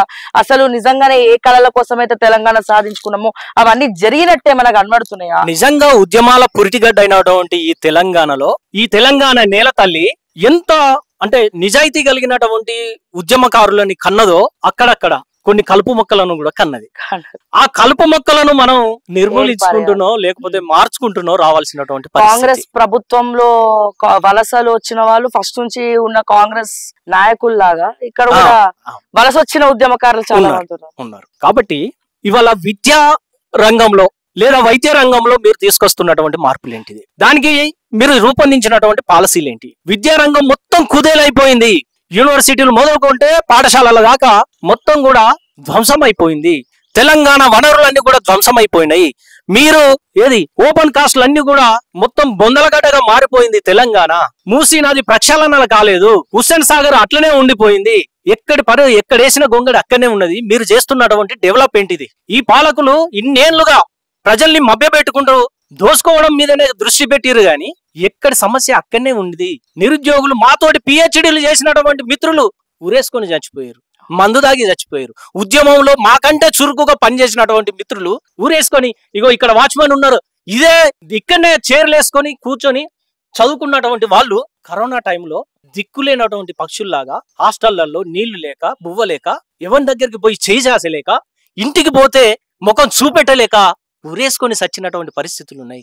అందుకే నేను చాలా ఆర్టికల్స్ రాసిన నిరుద్యోగం మీద, అవన్నిటి మీద రాస్తేనే నా మీద నిర్బంధం పెట్టి నా మీద చాలా కేసులు కూడా మోపినటువంటి పరిస్థితి ఉంది. అడిగితే ప్రశ్నిస్తే నేరం. అప్పుడు అంటే సీమాంధ్ర ప్రభుత్వం ఉంది, వాని మీద నెట్టిన తోసేసిరు మీరు. కానీ ఇప్పుడు మీరు అధికారంలోకి వచ్చినాక కూడా చేస్తున్నది ఏంటిది? అదే పాలసీని మీరు కూడా ఇంప్లిమెంట్ చేసి దీన్ని ప్రజాపాలన ప్రభుత్వం ఏదో అంటే దానికి అర్థం ఏమున్నది? కాబట్టి కొట్లాడి సాధించుకున్నటువంటి తెలంగాణలో తెలంగాణ పునర్నిర్మాణము ఏ ప్రాతిపదిక మీద జరగాలి అనేటువంటి ఒక రూట్ మ్యాప్ ఉండాలి. దానికి ఒక ప్లానింగ్ ఉండాలి.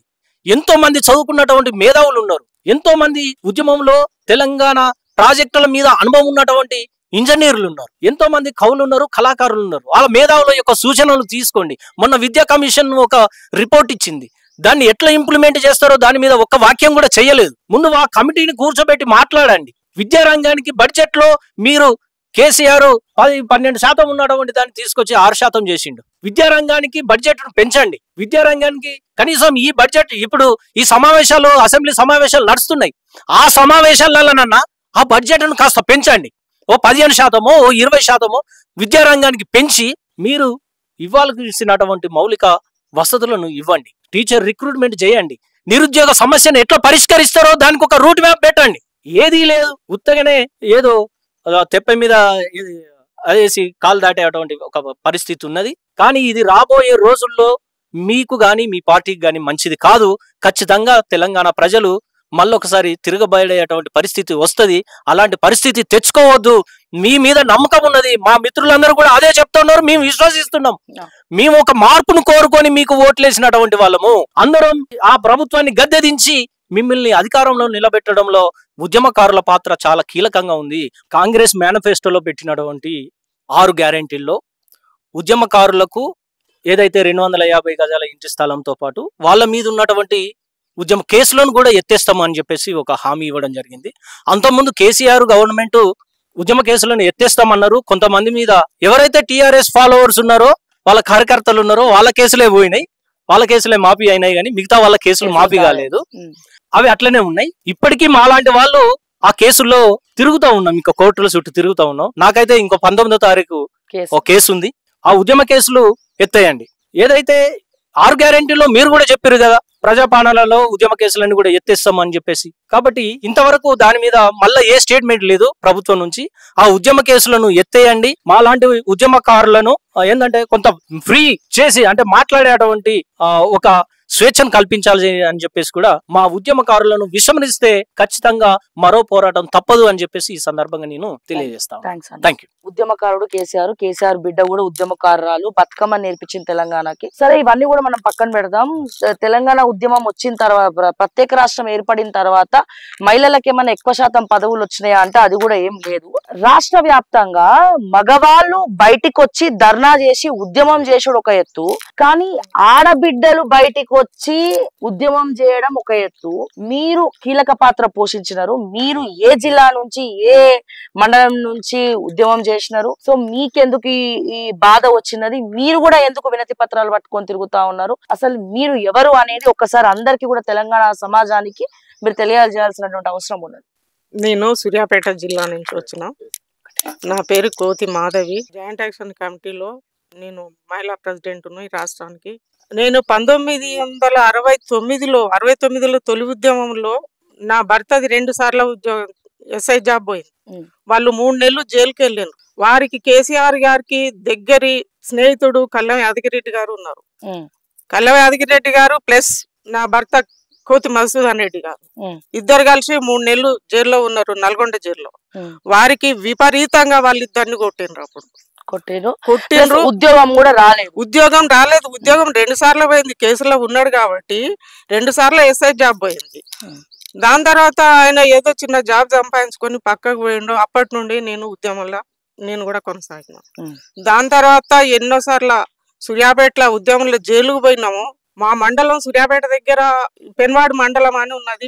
పెన్వాడు మండలంలో అక్కడ జైలుకు పోయినాం. ఎందుకంటే తెల్లవారుజామున బస్ డిపో బంద్ పెట్టడానికి ఉద్యమకారులు ప్లస్ నేను అందరము ఇంకా కొంతమంది మహిళలు వాళ్ళు భయపడి ఇక్కడి నుంచి వరంగల్ నుంచి డిఎస్పీను ఏమో సునీత ఉండే అప్పుడు ఆమె వచ్చింది. ఆమె భయానికి కొంతమంది మహిళలు పారిపోయినారు, కొంతమంది పురుషులు ఉన్నారు.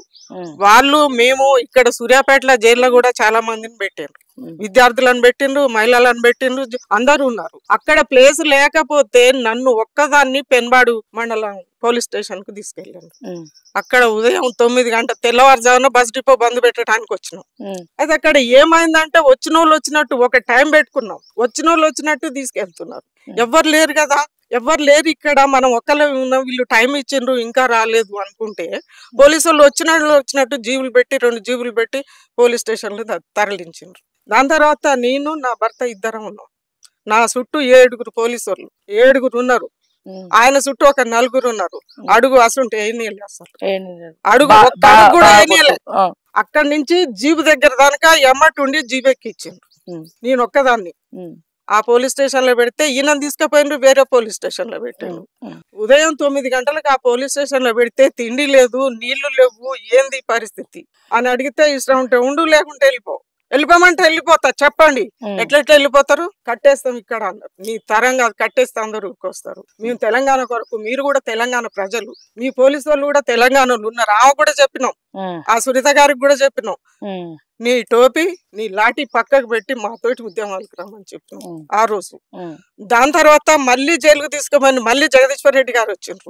వచ్చిన తర్వాత కూడా అప్పుడు కూడా ఆయనతోటి కూడా సూర్యాపేట జైలుకు పోయినాం. ఎంతో మంది మీద కేసులు పెట్టిండ్రు, కొట్టిండ్రు, విద్యార్థులను కళాకారులను అందరినీ ఇబ్బంది పెట్టిండ్రు, మహా ఇబ్బంది పెట్టిండ్రు. కొద్ది రోజులు అయిన తర్వాత మళ్ళీ సూర్యాపేటకి ఇన్ఛార్జి ఎవరు లేరు, వాళ్ళు ఇబ్బంది పడుతుండ్రు. అప్పుడున్న కాంగ్రెస్ ప్రభుత్వంతో వాళ్ళు ఇబ్బంది పడుతుంటే, అక్కడ ఉన్న ప్రజలు ఇబ్బంది పడుతుంటే మేమేం చేసినాము ఎట్లా అని కేసీఆర్ గారి దగ్గరికి, అదే ఇప్పుడు కీర్తిశేషులు కల్వయాదగిరెడ్డి గారు, అప్పుడు కల్వయాదగిరెడ్డి గారు ఉండే, ఇప్పుడు లేడు ఆయన, ఆయనతో కేసీఆర్ గారి దగ్గరకు వచ్చి మేము అక్కడ ఉన్న పరిస్థితి కేసీఆర్ గారికి చెప్తే, నీకు సూర్యాపేట ఎందుకు, నేను ఖమ్మం జిల్లా ఇన్ఛార్జ్ ఇవ్వమని చెప్పాను. ఖమ్మం జిల్లా ఇన్ఛార్జ్ ఇవ్వమంటే ఒక మామూలు మహిళకు ఉద్యమకారురాలను నేను ఖమ్మం జిల్లా నాకు ఇన్ఛార్జ్ ఇస్తే నేనేం చేసుకోవాలని నా ప్రజలను వదిలిపెట్టి, నా సూర్యాపేట జిల్లాను వదిలిపెట్టి అని అంటే పోలేదు. నేను ఎట్లా నాకు అక్కడ ఇస్తే ఎట్లా, నాకు సూర్యాపేట కావాలి, నేను మిమ్మల్ని అడిగింది సూర్యాపేట ప్రజల గురించి నేను మాట్లాడుతున్నా అని చెప్పిన. నీ ఇష్టం పోతే పో లేకుంటే లేదన్నాడు. లేదు మన ఉద్యమకారులు మన తెలంగాణ రాష్ట్రం కొరకు పోరాడాల్సిందే, ఎక్కడ పొమ్మన్నా మేము పోము అని చెప్పినాం ఆయనతో. మీ ఫ్యామిలీ అమ్మ, మీ పిల్లలు, మీ ఫ్యామిలీ, మీ భర్త మీరు కలిసే ఉద్యమంలో పనిచేసారు. మరి మీ కుటుంబం, మీ పిల్లల పోషణ ఇవన్నీ? మా పిల్లల పోషణ ఇబ్బందిగా ఉండే, అవన్నీ చూసుకుంటూనే అవన్నీ పిల్లలు చూసుకుంటూ మా సంసారాన్ని గడుపుకుంటూ ఉద్యమాల్లో పాల్గొని చాలా ఇబ్బందులు పడ్డాం. మా వారికి దెబ్బలు మస్తు దెబ్బలు కొట్టారు. ఇప్పటిదాకా కూడా ఆయన ఉయ్యపు మీద వాతలు పోలేదు. వచ్చిండ్రా అమ్మ ఇప్పుడు ఇక్కడికి రాలేదు.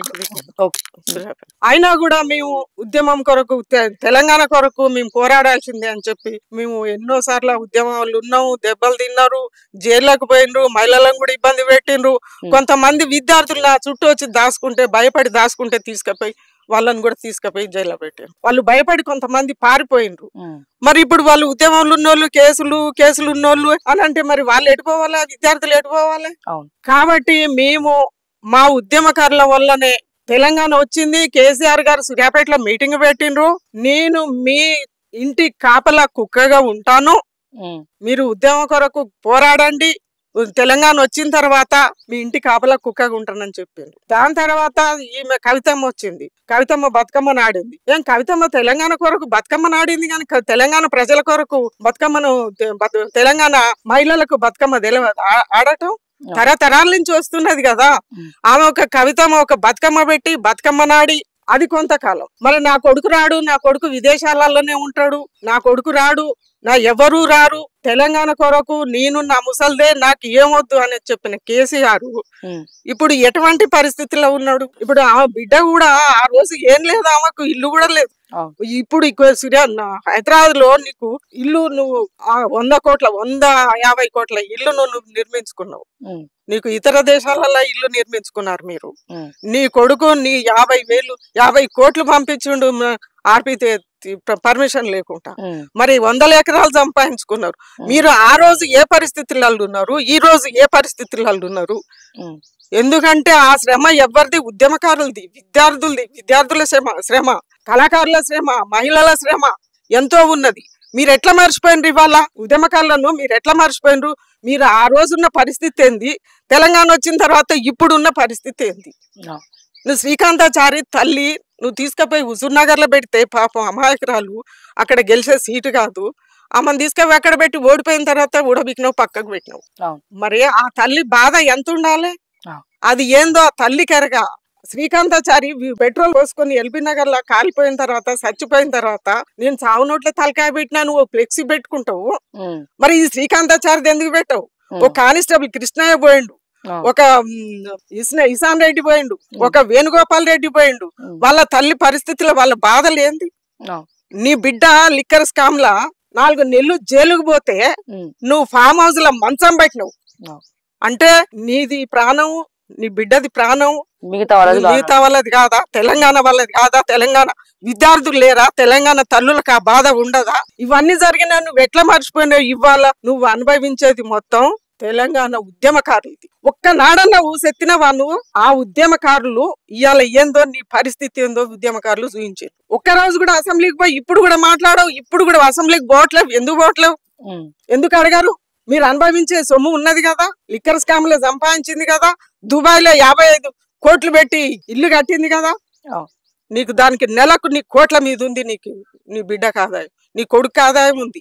నువ్వు నీళ్ళు అన్నావు, నియామకాలు అన్నావు, ఉద్యోగాలు అన్నావు, ఏది లేదు. నీళ్లు నీ ఫామ్ హౌస్ కు, నియామకాలు నీ కుటుంబానికి, సంపద నీ ఇంటికి. మరి ఎటు పోవాలి ఉద్యమకారులు? నీకెందుకు గుర్తు రావట్లేదు? నీకు ఆ రోజున్న పరిస్థితి ఏంది, ఈ రోజున్న పరిస్థితి ఏంది? నువ్వెందుకు నీకు గుర్తు రావట్లేదు? కాబట్టి సోనియమ్మ ఇప్పుడు కాంగ్రెస్ ని కూడా మీరు నమ్మినారు కదా, మేనిఫెస్టోలో పెట్టినారు హామీలు ఇస్తామని చెప్పి. నేను అదే చెప్తున్నా. ఇప్పుడు ఆనాడు మీకు ఏడుపు వస్తున్నట్టు పార్లమెంట్ లో నాకు చాలా బాధ అవుతున్నది. అసలు ఉద్యమకారు తల్లి, ఆ తల్లి వేణారెడ్డి తల్లి ఏడుస్తుంటే ఆ బాధ కొడుక ఆమె ఏమని ఏడిచిందంటే, కొడుక నీకు అన్నం పెడితే వేడి అన్నం పెట్టిన కొడుక కాలుతుందంటివి కదా, నీకు స్నానానికి నీళ్లు పోస్తే వేడి నీళ్లు పోస్తే వేడిగా ఉన్నాయి అమ్మాయి, నీళ్లు కాలుతున్నా అన్నావు కదా కొడుక, నువ్వు ఎట్లా ఒంటి మీద కిరోసిన్ పోసుకొని ఎట్లా గాలి చచ్చిపోయినావు కొడుక అని ఏడుస్తుంది. చాలా కష్టం అది. ఆ బాధ ఎంత ఉండాలో చెప్పండి. అదేందో మహిళ నీ కాబట్టి నాకు తెలుసు ఆ బాధ. మరి ఇదే దృష్టిలో పెట్టుకొని సోనియమ్మ నాడు మరి ఇంకెంతమంది అమరులైతారో ఈ పిల్లలు. ఆనాడు ఉన్నటువంటి సెంట్రల్ గవర్నమెంట్ సుష్మా స్వరాజ్ గారు ఆమె చెప్పదనుకున్నది, ఆమెను లైన్ లోకి తీసుకున్నారు. మీరా కుమార్ గారు పార్లమెంట్ స్పీకర్ కావచ్చు అప్పుడు.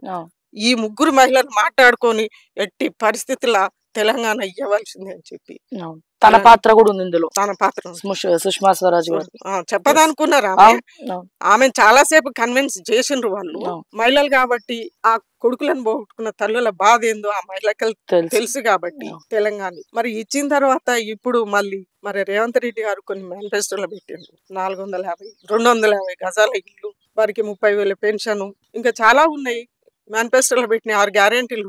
ఆ 6 గ్యారెంటీలు చెప్పి మరి మళ్ళీ ఇప్పుడు రేవంత్ రెడ్డి గారు ఆ ఊసెత్తట్లేరు. ఏ మంత్రి కూడా ఆ మాట మాట్లాడట్లేరు. కనీసం ఉద్యమకారుల ముచ్చటలేదు మీకు. మరి ఎంతసేపు మీయనా ఉద్యమకారులు ఎడిపోవాలి? తెలంగాణ ఎవరిది? ఇది ఉద్యమకారుల శ్రమ. కాబట్టి ఇచ్చిందా, ఇస్తారా, మా గురించి గుర్తింపు ఉన్నదా లేదా, మళ్ళీ మీ మహిళలను రోడ్డు ఎక్కాల్సిందే, ఇది మళ్ళీ సాధించుకోవాల్సిందే. మేము దీనికి ఉద్యమానికి భయపడే ముచ్చట లేదు. మేము విశ్రమించాం మళ్ళీ మా కోరికలు నెరవేరేదాకా. బయటోళ్ళని ఎలగొట్టిన మీకు ఇంటోళ్ళని ఎలగొట్టడం పెద్ద కథ కాదు, పెద్ద క్వశ్చన్ కాదు. అవును, తలుచుకుంటే ఏదైనా చేయగలరు. అవును, తప్పనిసరి. అదే బయటోళ్ళని ఎలగొట్టినాం, అదో పెద్ద లెక్క కాదు. కలిసిన అందరినీ ఇప్పుడు అంతకంటే ఎక్కువ చెయ్యబోయే రోజులు వస్తే మాత్రం మేము ఆపేది లేదు. అది సంతోషం. మీరేం త్యాగం చేసినారు? మీరు ఏ జిల్లా వాసి? మీరు ఎంత కొట్లాడినారు? ఇంతమంది ఇంత కొట్లాడితే కూడా ఇంకా మీకు స్థలాలు ఈ కాంగ్రెస్ గవర్నమెంట్ కూడా మోసం చేస్తున్నట్లేనా? మీ ఊసు కూడా ఎత్తట్లేదు. ఒకసారి చెప్పండి ఓకే టీవీ ప్రేక్షకులకి, తెలంగాణ ప్రభుత్వానికి. తెలంగాణ ప్రజలందరికీ ఉద్యమ వందనాలు.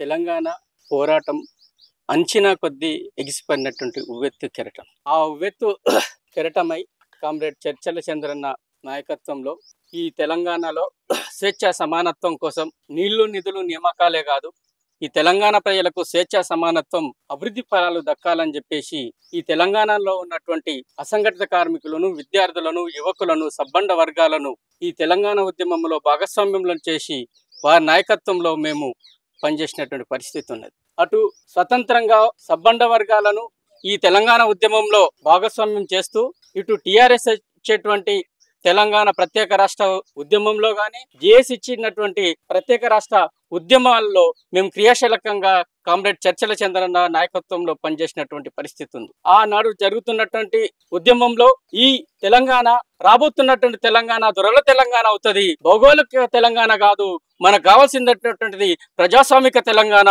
సామాజిక తెలంగాణ కావాలని చెప్పేసి తెలంగాణలో ఉన్నటువంటి అన్ని శక్తులను కూడగట్టి తను బలంగా తన వాదనను వినిపించినటువంటి పరిస్థితి ఉంది. అయినప్పటికీ కూడా మనము భౌగోళిక తెలంగాణని సాధించుకున్నాము, ఈ సామాజిక తెలంగాణ వైపు, ప్రజాస్వామిక తెలంగాణ వైపు ప్రయాణించాల్సినటువంటి అవసరం ఉన్నది. నేను ఇక్కడ యూనివర్సిటీ పక్కనే ఉన్నటువంటి వారసుగూడ ప్రాంతవాసిని.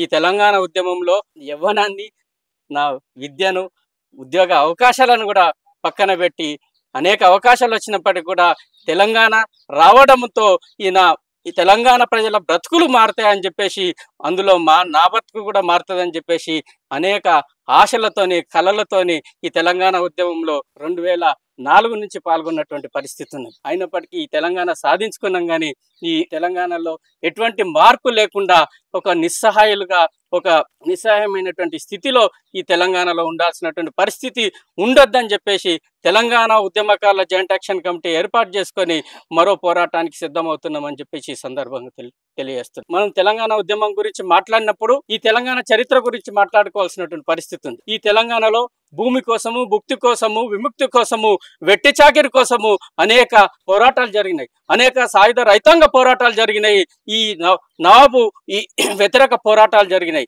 ఆ పోరాటాల పునాదులోనే, ఆ పోరాటాలను స్ఫూర్తిగా తీసుకునే ఈ తెలంగాణలో 1969లో వలస పాలనకు వ్యతిరేకంగా ఆత్మగౌరవము, స్వయం పాలన, అదేవిధంగా స్వేచ్ఛ సమానత్వాల వెలుగులోనే 1969లో ఈ ప్రత్యేక తెలంగాణ ఉద్యమం మొదలైంది. ఈ రెండిటి స్ఫూర్తితోనే ఈ తెలంగాణలో ఆంధ్ర పాలకుల పెత్తందతరాన్ని, ఆంధ్ర పాలకుల దోపిడికి అంతిమ గీతం పాడాలని చెప్పేసి అనేక ఉద్యమాలు, అనేక సంఘాలు పుట్టుకొచ్చినాయి. ఆ వెలుగులోనే తెలంగాణ ఐక్యవేదిక, తెలంగాణ మహాసభ, తెలంగాణ జనసభ ఒక మహత్తరమైనటువంటి భూమిక ఈ తెలంగాణ ఉద్యమం మలిదశ ఉద్యమానికంటే ముందు మహత్తరమైనటువంటి భూమిక పోషించింది. ఈ పునాదుల మీదనే 2001లో జరిగినటువంటి మలిదశ ఉద్యమం. ఈ మలిదశ ఉద్యమము కేసీఆర్ ఒక్కరి వల్ల కాలేదు. ఈ ఎంతో మంది 69లో 369 మంది ప్రాణత్యాగాల వల్ల పోలీసుల మిలిటరీలకు గుండెలు ఎదురించి బుల్లెట్లను కూడా లెక్క చేయకుండా తన ప్రాణాలను కోల్పోయినటువంటి అనేక మంది వీరుల త్యాగాల మూలంగా ఈ తెలంగాణ సాధించుకున్నాం. అదేవిధంగా 2001లో అనేక మంది విద్యార్థుల క్రియాశీలకమైనటువంటి భాగస్వామ్యం వల్ల, క్రియాశీలకమైనటువంటి ఒక పోరాట పటిమ వల్ల ఈ తెలంగాణను సాధించుకున్నాం.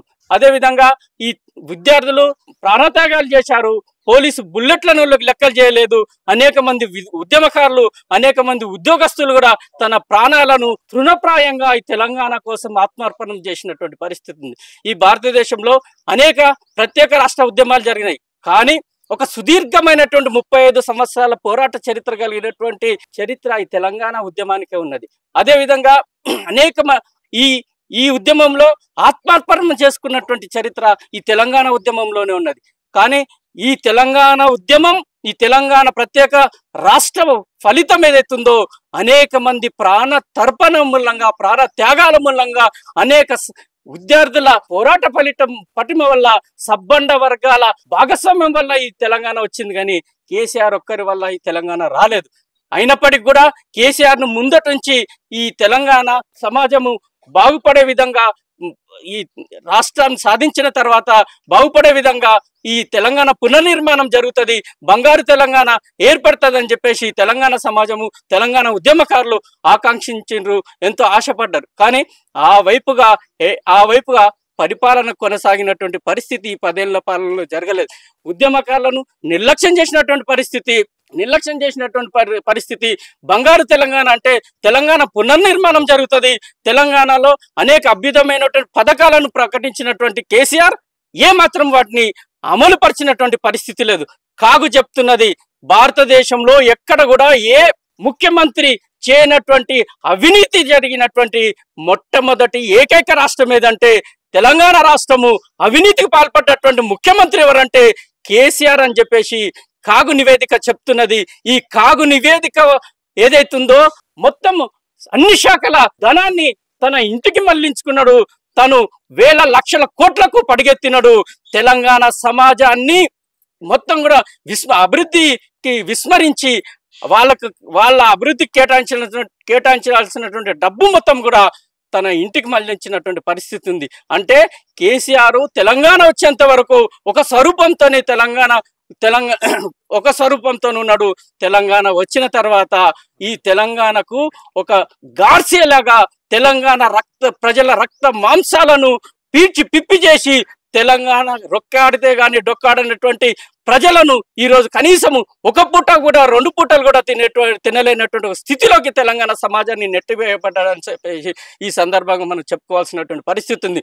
అంటే ఈ తెలంగాణ కోసం కొట్లాడినటువంటి టీఆర్ఎస్ పార్టీ ఏదైతుందో ఈ పార్టీలో పనిచేసినటువంటి శ్రేణులు కూడా అదే ఒక నిరుత్సాహంతో మేము తెలంగాణ వస్తే మా ప్రజల బతుకులు బాగుపడతాయి, మా బ్రతుకులు బాగుతాయి అని చెప్పేసి దాదాపు 2001 నుంచి మేము తెలంగాణ కోసం అహర్నిశలు మా జీవితాలను, ప్రాణాలను, ఆస్తులను మొత్తం కూడా మన ఆరోగ్యాలను కూడా నాశనం చేసుకొని మేము తెలంగాణ ఉద్యమంలో భాగస్వామ్యమైనము. కానీ ఒక కుటుంబము, వాళ్ళ చెంచాలు మాత్రమే బాగుపడ్డారు, మెజార్టీ ప్రజానికము నష్టపోయినారు.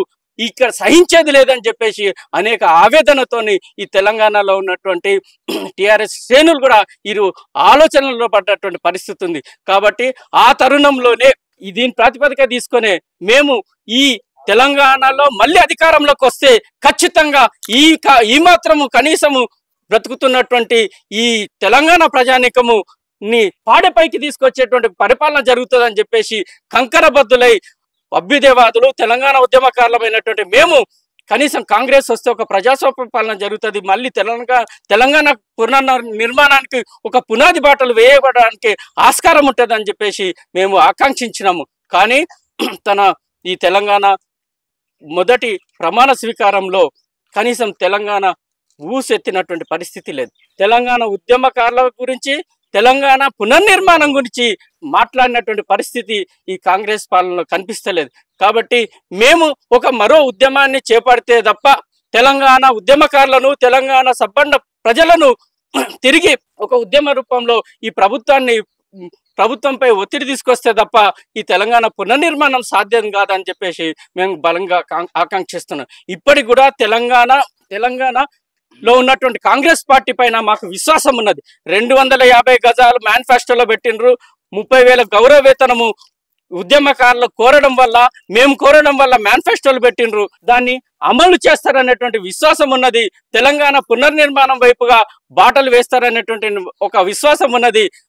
వీటిని అమలు చేయకుంటే ఖచ్చితంగా తెలంగాణలో ఒక మరో పోరాటానికి సిద్ధమవుతుందని చెప్పేసి ఈ కాంగ్రెస్ పార్టీకి మేము ఈ సందర్భంగా హెచ్చరిక జారీ చేస్తున్నాం. అయితే తెలంగాణ వచ్చిన తర్వాత తెలంగాణలో పునర్నిర్మాణంలో అనేక ల్యాండ్ పాలసీ, అదేవిధంగా విద్యా పాలసీ, ఉద్యోగం పాలసీ, మహిళా పాలసీ, అట్లాగనే కల్చరల్ పాలసీ, ఇట్లా తెలంగాణ పునర్నిర్మాణంలో అనేక పాలసీస్ వస్తాయని చెప్పేసి మేము భావించినాము. కానీ అక్కడ జరగలేదు. ఇప్పుడైనా ఈ కాంగ్రెస్ ప్రభుత్వము ఈ తెలంగాణ పునర్నిర్మాణంలో ఈ ల్యాండ్ పాలసీ ఏ విధంగా ఉంటది, ఇండస్ట్రియల్ పాలసీ ఏ విధంగా ఉంటది, ఉపాధి పాలసీ ఏ విధంగా ఉంటది, విద్యా పాలసీ ఏ విధంగా అమలు చేస్తారు, అదేవిధంగా ఆరోగ్య పాలసీ ఏ విధంగా అమలు చేస్తారు, మహిళలకు రక్షణ కల్పించేటువంటి, ఉపాధి కల్పించేటువంటి సాధికారత వైపుగా మహిళల పాలసీ ఏ విధంగా మీరు పునర్నిర్మాణం వైపుగా ఏ విధంగా అమలు చేస్తారని చెప్పేసి స్పష్టంగా ఈ సందర్భంగా ఈ పాలసీస్ ను ప్రకటించాలని చెప్పేసి మేము ఈ కాంగ్రెస్ ప్రభుత్వాన్ని మేము విజ్ఞప్తి చేస్తున్నాం. కాబట్టి ఒక స్పష్టమైనటువంటి పునర్నిర్మాణ వైపు దిశగా తెలంగాణలో పాలన కొనసాగాలని చెప్పేసి మేము కోరుతున్నాము. ఆ వైపుగా ఒకవేళ ప్రభుత్వాలు ఆలోచన చేయకుంటే మేము మరో పోరాటానికి సిద్ధమవుతామని చెప్పేసి మేము తెలంగాణ ఉద్యమకారుల జాయింట్ యాక్షన్ కమిటీగా ఈ ప్రభుత్వానికి హెచ్చరిక జారీ చేస్తున్నాము. అయితే మేము తెలంగాణ ఉద్యమకారుల జాయింట్ యాక్షన్ కమిటీగా ఒక నిర్దిష్టమైనటువంటి ప్రణాళికతోని, ఒక నిర్దిష్టమైనటువంటి కార్యాచరణతోని ముందుకు పోతున్నాము. కాబట్టి తెలంగాణలో ఉన్నటువంటి అన్ని ప్రజా సంఘాలు, పార్టీలు, సబ్బండ వర్గాలు ఆలోచన చేయండి. ఈ తెలంగాణలో 1969లో పాల్గొన్నటువంటి అనేక మంది ఉద్యమకారులు ఎవరైతున్నారో ఇప్పుడు వృద్ధాప్యంలో ఉన్నారు. వాళ్ళు ఏమడుగుతున్నారు? మేము ప్రాణాలను అరిచేతిలో పెట్టుకొని ఉద్యమంలో 35 ఏళ్ళు మేము పోరాటంలో ఉన్నాము. 69లోనూ అప్పటి నుంచి ఇప్పటిదాకా ఉన్నాము. మేము చనిపోయే దశలో ఉన్నాము. కనీసం మా ప్రాణాలను కాపాడుకోవడానికి మమ్మల్ని ఉద్యమకాలుగా గుర్తించి కనీసం హెల్త్ కార్డ్స్ అన్న ఇవ్వండి, సంక్షేమ బోర్డును వెంటనే ఏర్పాటు చేయండి అని చెప్పేసి కోరుతున్నారు. అదేవిధంగా అనేక మంది ప్రాణాలను కోల్పోయినటువంటి కుటుంబాలు రోదనలో ఉన్నారు, ఆవేదనలో ఉన్నారు, ఉపాధి లేక వాళ్ళు ఇబ్బంది పడుతున్నారు. వెంటనే బోర్డును ఏర్పాటు చేసి ఆ చనిపోయినటువంటి కుటుంబాలను ఆదుకోవాలని చెప్పేసి మేము విజ్ఞప్తి చేస్తున్నాం. ఈ తెలంగాణ ఉద్యమంలో పాల్గొన్నటువంటి మలిదశ ఉద్యమంలో అనేక మంది తనను, ఆస్తులను, ప్రాణాలను, అదేవిధంగా విద్యను, అవకాశాలను, ఉద్యోగాలను వదులుకొని ఈ తెలంగాణ ఉద్యమంలో పాల్గొని చితికిపోయినారు. ఆర్థిక సమస్యలతో కొట్టుమిట్టాడుతున్నారు. కాబట్టి నేను మానవతా దృక్పథంతో ఆలోచన చేసి ఈ కాంగ్రెస్ ప్రభుత్వమైన టిఆర్ఎస్ ప్రభుత్వం మాకు అన్యాయం చేసింది. టిఆర్ఎస్ ప్రభుత్వము నిజంగా కూడా ఉద్యమకారుల ద్రోహి అని చెప్పేసి ఈ సందర్భంగా చెప్తున్నాను. అదేవిధంగా తెలంగాణ ప్రజల యొక్క ద్రోహి అని చెప్పేసి ఈ సందర్భంగా చెప్తున్నాను. కానీ కాంగ్రెస్ ప్రభుత్వానికి ఆ అవకాశం ఉన్నది. మీరు నిలబెట్టుకోండి. మా బ్రతుకులను బాగు చేయడం కోసము మీరైనా ఆలోచన చేయండి అని చెప్పేసి ఈ సందర్భంగా తెలియజేస్తున్నాను. అదేవిధంగా అనేక మంది ఉద్యమకారుల పైన అన్యాయంగా ఉద్యమంలో పాల్గొన్నందుకే, తన గొంతు విప్పినందుకే వాళ్ళ మీద అక్రమ కేసులు బనాయించారు. చెంచాల పైన ఉన్నటువంటి కేసులను మాత్రం తీసిండ్రు. చాలా మంది ఉద్యమకారులు ఇప్పటికీ కోట్ల చుట్టూ తిరుగుతున్నారు. వెంటనే ఆ కోట్లను వెంటనే ఎత్తివేయాలని చెప్పేసి మేము కోరుతున్నాము. అదేవిధంగా అనేక మంది ప్రజానికము ఈ కాంగ్రెస్ పైన అనేక ఆశలతోని 6 గ్యారంటీలను కూడా సమర్థవంతంగా అమలు చేస్తారని చెప్పేసి ఈ ఆశతో ఉన్నారు. ఈ 6 గ్యారంటీలను ఖచ్చితంగా అమలు చేసే వైపుగా ఈ ప్రజాపాలన కొనసాగాలని చెప్పేసి మేము ఈ సందర్భంగా తెలియజేస్తాం. ఐక్యంగా మనం ముందుకు పోతే తెలంగాణ ప్రజల ఆకాంక్షలకు అనుగుణంగా ఈ తెలంగాణలో మరో ప్రజాస్వామిక సామాజిక తెలంగాణను సాధించే వైపుగా అడుగులు వేయడానికి వీలవుతుందని చెప్పేసి ఈ సందర్భంగా ఓకే టీవీ ద్వారా ఈ తెలంగాణ ప్రజానికానికి, ఈ తెలంగాణ సమాజానికి, ఈ తెలంగాణలో ఉన్నటువంటి అన్ని సంఘాలకు విజ్ఞప్తి చేస్తున్నాం. గుర్తించి ఇక్కడ ఒక చర్చ పెడుతున్నటువంటి ఓకే టీవీ శ్రావ్య గారికి, అదేవిధంగా ఇక్కడికి వచ్చినటువంటి ఉద్యమకారులకు అందరూ కూడా, తెలంగాణ ప్రజలందరూ కూడా ఉద్యమాభివందనాలు. నా పేరు కె రాజేంద్ర ప్రసాద్, మాది వరంగల్ జిల్లా నర్సంపేట నియోజకవర్గం పాపయ్యపేట గ్రామం నుంచి వచ్చిన. అంటే ఇప్పుడు ప్రస్తుతానికి నేను ఇక్కడ హైదరాబాద్లో సెటిల్ అయ్యి ఇక్కడే పనిచేస్తున్నాను. అయితే అన్న వాళ్ళు చాలా విషయాలు చెప్పారు. అన్న వాళ్ళు చెప్పిన విషయాలు నేను చెప్తాను. నాకు జరిగినటువంటి అనుభవాలు చెప్తాను. నేను తెలంగాణ ఉద్యమంలో ఎందుకు తెలంగాణ కోసం వచ్చిన అనే విషయాలు కూడా చెప్తాను. నేను వరంగల్లో నేను ఇంటర్మీడియట్లో ఉన్నప్పుడు కాలువరి నారాయణ అప్పుడే నేను అప్పుడప్పుడే వస్తున్నాను. ఆయన స్పీచ్ విన్నాను. అప్పుడు చనిపోయే టైంలోనే ఆయన స్పీచ్ విని తెలంగాణ అంటే ఇట్లా ఉంటుందని అనుకుని తెలంగాణ కోసం ఆలోచించడం మొదలుపెట్టాను. నేను అప్పుడే నేను కవితలు పాటలు రాసేవాడిని. అయితే అట్లా పేపర్లలో వార్తలు చూస్తూ కేసీఆర్ కూడా అప్పుడు ఒకటిలో పార్టీ పెట్టిండు. అట్లా వార్తలు చూస్తున్న సందర్భంలో కొంత ప్రభావితం అయ్యి వరంగల్ ఉద్యమ ప్రాంతం కాబట్టి తెలంగాణ రాష్ట్రం ఏర్పడితే అందరు బతుకులు బాగుపడతాయేమో అనేటువంటి కాన్సెప్ట్లో నేను ఈ ఉద్యమంలోకి వచ్చినాను.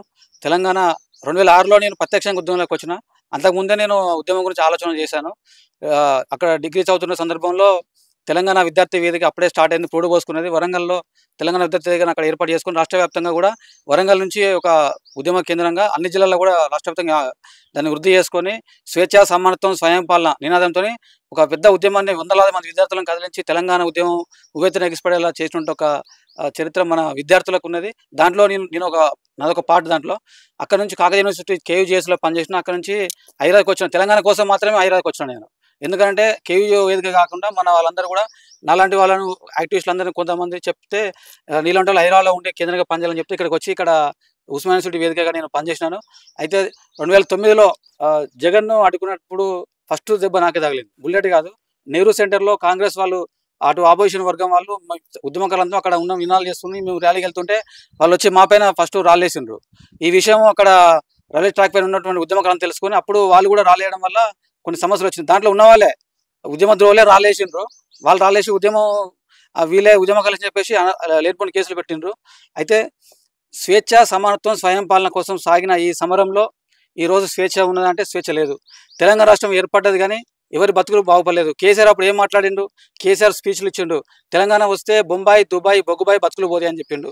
తెలంగాణ వచ్చింది, బొంబాయి బతుకు పోలేదు, దుబాయ్ బతుకు పోలేదు, ఎవరు బతుకులు పోలేదు. నాకు మాత్రం నేను తెలంగాణ వస్తే నాకు ఉద్యోగ చదువు వస్తుంది, కొలువు వస్తుంది అని చెప్పి నేను అనుకున్నాను. నా భవిష్యత్ తరాలకు కూడా వాళ్ళ ఎంతో మందికి బాగుపడుతుంది అనుకున్నాను. ఈ తెలంగాణ రాష్ట్రం అనేది ఒక మంచి ఒక సస్యశ్యామలంగా సువిశాలంగా ఉంటుందని చెప్పి అనుకున్నాం. కానీ తెలంగాణ రాష్ట్రం ఏర్పడతా ఎవరికి ఏ రకంగా ఉపయోగపడలేదు, ఎవరికి ఉద్యోగాలు రాలేదు. నేను చదువు కోల్పోయినా. నాకు తెలుగు యూనివర్సిటీలో ఎంసీజేలో సీట్ వచ్చింది. తెలంగాణ కోసం వదులుకున్నాను నేను. అప్పుడు పైసలు డబ్బులు అంటే మొత్తం ఇంట్లో నుంచి బయటకు వచ్చి ఉద్యమం ఫుల్ టైం చేస్తున్నాం. డబ్బులు అడిగే పరిస్థితి లేదు. అప్పుడు ఇంట్లో అడిగితే తిడతారు. ఇప్పుడు ఉద్యమకారుల దగ్గర డబ్బులు ఉంటాయంటే వాళ్ళ దగ్గర డబ్బులు, వాళ్ళు పొద్దున్న లేస్తే తిరగడేమో అట్లా అని చెప్పేసి తిరగలేదు. తర్వాత పీజీ డిప్లొమా జర్నలిజం చేసిన. అయితే ప్రతిరోజు ఇదే పనిగా పొద్దున్న లేస్తే విద్యార్థి ఉద్యమాలను ఆర్గనైజ్ చేయడం, ఉద్యమకారులను చైతన్యం చేయడం, ఉద్యమాలను తీసుకురావడం, వాళ్ళకు కాన్సెప్ట్ చెప్పడం, ఇట్లాంటివి చేస్తున్న సందర్భంలో కేసులు కూడా భరించాం. రైల్లో చేసినాము, వంట వార్పులో పాల్గొన్నాము, అనేక కార్యక్రమాలు చేసినాము. చదువు కోలు మొత్తం పోయినాయి. మొత్తం జీవితం విధ్వంసం అయిపోయింది. సరే అయిపోయింది. కేసీఆర్ తెలంగాణ రాష్ట్రాన్ని తీసుకొచ్చిందని అంటున్నారు కానీ తెలంగాణ రాష్ట్రం వచ్చింది ఆయన ప్రభుత్వంలోకి వచ్చిందంటే ఉద్యమకారుల పేరుతోనే ప్రభుత్వంలోకి వచ్చిందనే. తెలంగాణ ఉద్యమకారులు ఓట్లేస్తేనే ఈయన గద్దెనెక్కిండు. ఎందుకంటే వాళ్ళంతా సమైక్యవాదులు, ఒకవైపు వీళ్ళు ఒకవైపు అని చెప్పేసి తెలంగాణ ఉద్యమకారులంతా కూడా ఓట్లేసి గెలిపించిండ్రు. గెలిపించిన తర్వాత ఏం జరిగింది? చదువులు కొలువు మొత్తం పోయినాయి. తెలంగాణ మనం ఏమంటున్నాం? విద్యార్థిగా నాణ్యమైన విద్య అందించాలి అని చెప్తున్నాం. విద్య అందిందా? నాణ్య విద్య అందలేదు. ప్రైవేటు విద్యా వ్యవస్థను తెలంగాణ రాష్ట్రం ఏర్పడిన తర్వాత ఇంకా మరింత బలోపేతమైంది. కేసీఆర్ అప్పుడు చెప్పిండు తెలంగాణ రాష్ట్రం వస్తే ఈ చైతన్య నారాయణ కాలేజీలను ఎత్తివేస్తామని చెప్పిండ్రు. అట్లాంటిది తెలంగాణ రాష్ట్రం ఏర్పడిన తర్వాత కేసీఆర్ నాయకత్వంలో, కేటీఆర్ నాయకత్వంలో చైతన్య నారాయణ రెండు ఒకటే చైనాకి ఏర్పడ్డాయి. ఆ తర్వాత కేసీఆర్ ఏం చెప్పిండు? తెలంగాణ రాష్ట్రం ఏర్పడిన తర్వాత 1,00,000 నాగాలతోనే రామోజీ ఫిల్మ్ సిటీ దుంతా అని చెప్పిండు.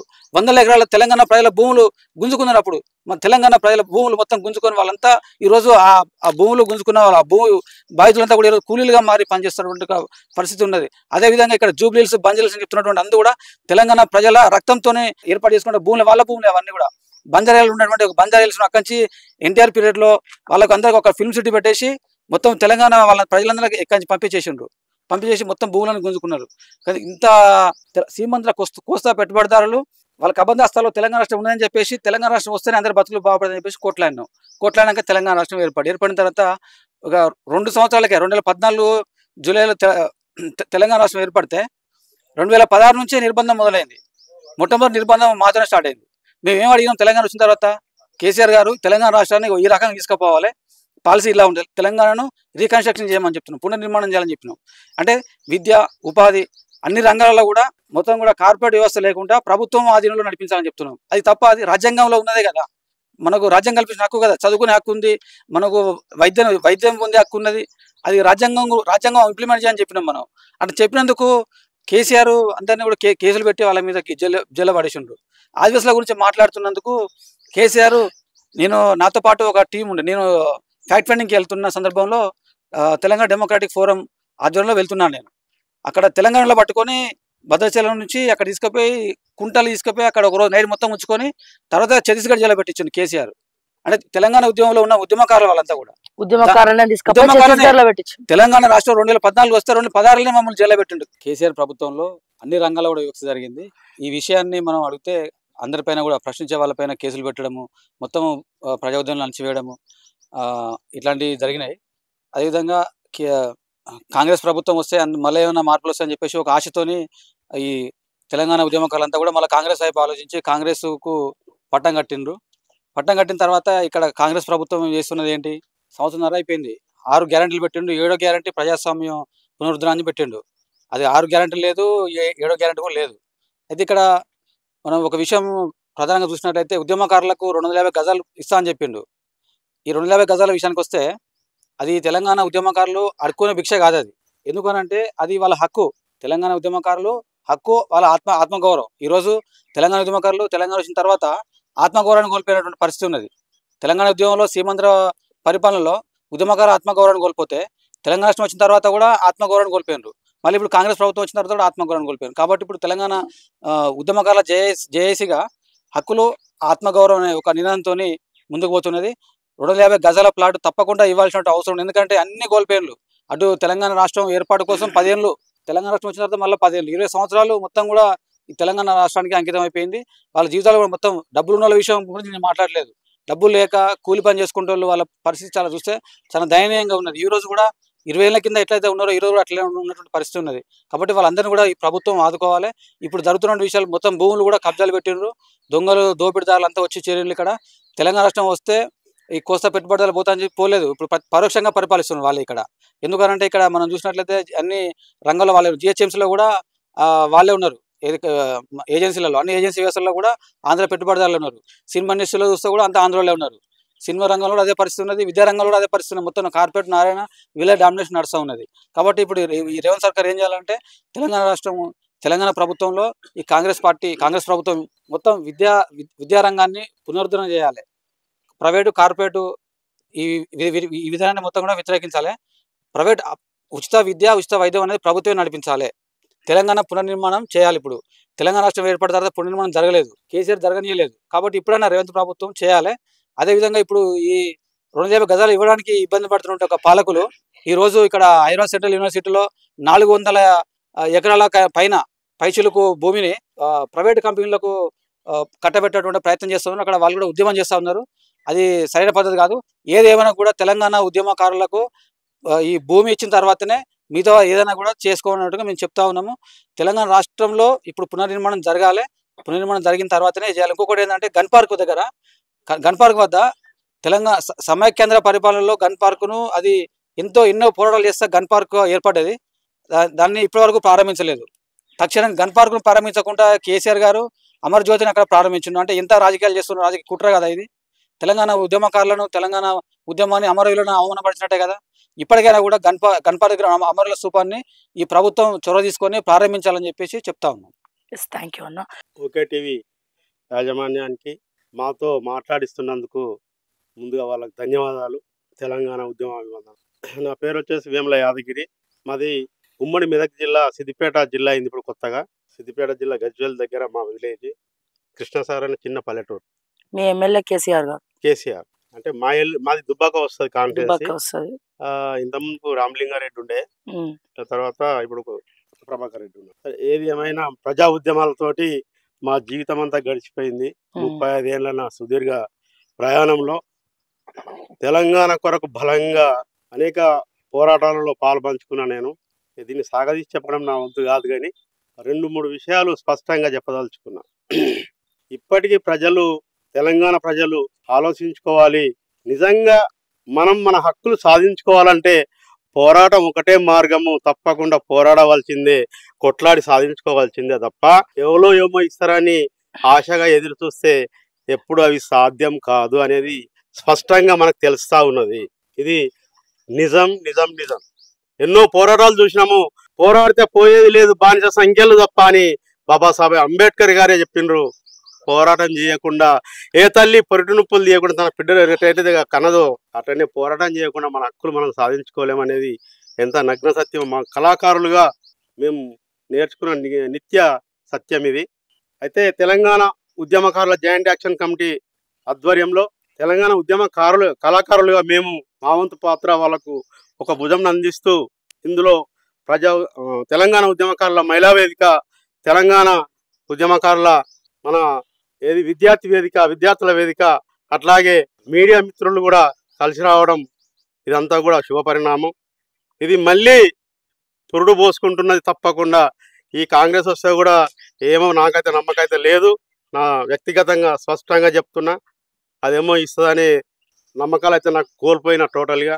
ఇప్పుడు నాకు 52 ఏళ్ళు, 35 ఏళ్ళు మొత్తం ఉద్యమాలలోనే తిరుగుతూ జీవితాన్ని అంతా కోల్పోయినాం. అయినా ఒక చిన్న ప్రయత్నం ఏంటంటే మా వాళ్ళు చేసేది, సోనియా గాంధీ ఎట్లయితే తెలంగాణ ఇవ్వడం కోసం ప్రయత్నం చేసిందో ఇవి కూడా కొన్ని హక్కులు ఇస్తుందేమో అని ఒక ఆలోచనతోటి ఈ ప్రయత్నం చేస్తా ఉన్నాము. నిన్ననే దామోదర్ రాజనరసింహ ఒక 2 నిమిషాలు లాగితే దాంట్లో ముళ్ళే పోయినట్టు ఎగబడతా ఉన్నాడు. మేమందరం అక్కడ నిలబడ్డాము, మా రాష్ట్ర కమిటీ నిలబడ్డది. వాళ్లకు ఇంత ఏమైనా ఇంకిత జ్ఞానం ఉంటే తప్పకుండా ఫస్ట్ అక్కడ ఉన్న వాళ్ళను మాట్లాడి తను వెళ్ళిపోవాల్సిన పరిస్థితి ఉండే. అప్పటికి 2 గంటలు వెయిట్ చేసి ఉన్నాం మేము అక్కడ. అంతో ఇంతో పొన్నం ప్రభాకర్ గారు కలిశారు, కొద్దిగా మాట్లాడారు. కనీసం ఆదాన బాధ్యత తీసుకోవాలి, అది కూడా లేదు. కాబట్టి నాకు ఇవి ఇస్తారు అనేది నాకు నమ్మకం లేదనేది తెలియజేస్తూ, ఈ ఉద్యమంలో నేను నేర్చుకున్న పాత్ర ఏంది అంటే, జైల్లోకి పోయినాం, తన్నులు తినాం, సాగు దాకా పోయి వచ్చినోడిని ఆల్రెడీ తీసుకుపోయి తెల్లని దాకా కాల్ చేస్తామని చెప్పి ఎవరు ఫోన్ చేసిరో ఎట్లా వచ్చినో తెలియదు. మళ్ళీ తీసుకొచ్చి ఇడిచిపెడితే ఈరోజు మీ ముంగట మాట్లాడుతున్నా.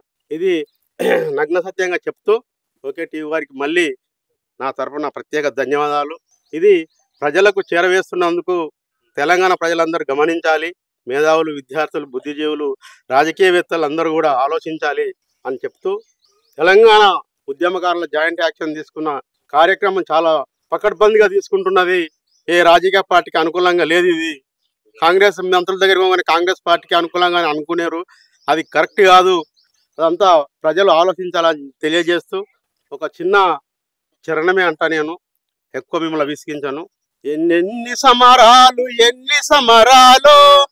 ఎన్నెన్ని త్యాగాలు, ఎన్ని బలిదానాలు ఇంతమందికి అందరు చెప్పారు. ఎంతో మంది విద్యార్థులను, పిల్లలను, అనేక మందిని చంపుకున్నాం. మారాలి మన సమాజము, మారాలి మన సమాజము, మారాలి మన సమాజము, మారాలి మన సమాజము, మారాలి మన సమాజము.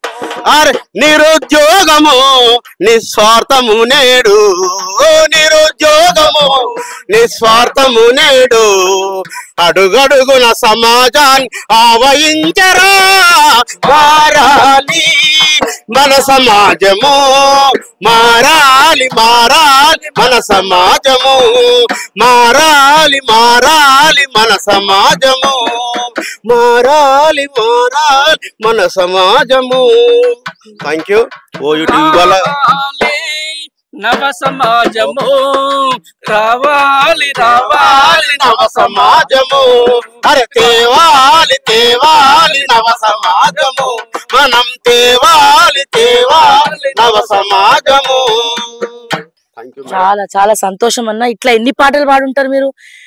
ఎంతమంది కళాకారులు ఇట్లా పాట పాడి గజ్జ గట్టి, ఎంతమంది వాళ్ళ నరనరాల నుంచి వచ్చినటువంటి పాటమ్మ తల్లికి ప్రాణం పోసి ఈ రోజు తెలంగాణ వచ్చింది. ఇట్లా ఎన్ని పాటలు పాడుంటారు మీరు? ఎన్నిసార్లు? దాదాపు ఒక 20 ఏళ్ల సంధి పాడుతానే నా జీవితం మొత్తము ఉద్యమాల వైపే, ఉద్యమాలతోటే ఉన్నా. అది వందల పాటలు పాడిన. సంతోషం అన్న, సంతోషం. యావత్తు తెలంగాణ ప్రజలందరికీ తెలంగాణ ఉద్యమాభి కళాభివందనాలు.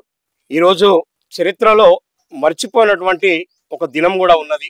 తెలంగాణ కోసం పోరాటం చేసి ఆ పోరాటంలో ఒరిగిన కొంతమంది అమరుల త్యాగం రోజు కూడా ఈ రోజు ఉన్నది. అదే రోజున ఇది హోలీ పండుగ, ఇదే రోజున అమరులైనారు. కాబట్టి ఇదే రోజు కూడా మా ఓకే టీవీ ఛానల్ వారు కూడా మరి నిజమైనటువంటి తెలంగాణ ఉద్యమకారులు, తెలంగాణ ఉద్యమ కళాకారులు ఎక్కడ ఉన్నారని వెతుక్కుంటూ మా దగ్గరికి వచ్చి మా నుండి వాయిస్ను ఒకసారి మళ్ళీ ప్రజలకు తీసుకుపోతున్నందుకు ప్రయత్నిస్తున్నటువంటి మన ఓకే టీవీ యజమాని గారికి, అట్లాగే మన శ్రావ్య మేడం గారికి మా ఉద్యమాభి కళాభివందనాలు.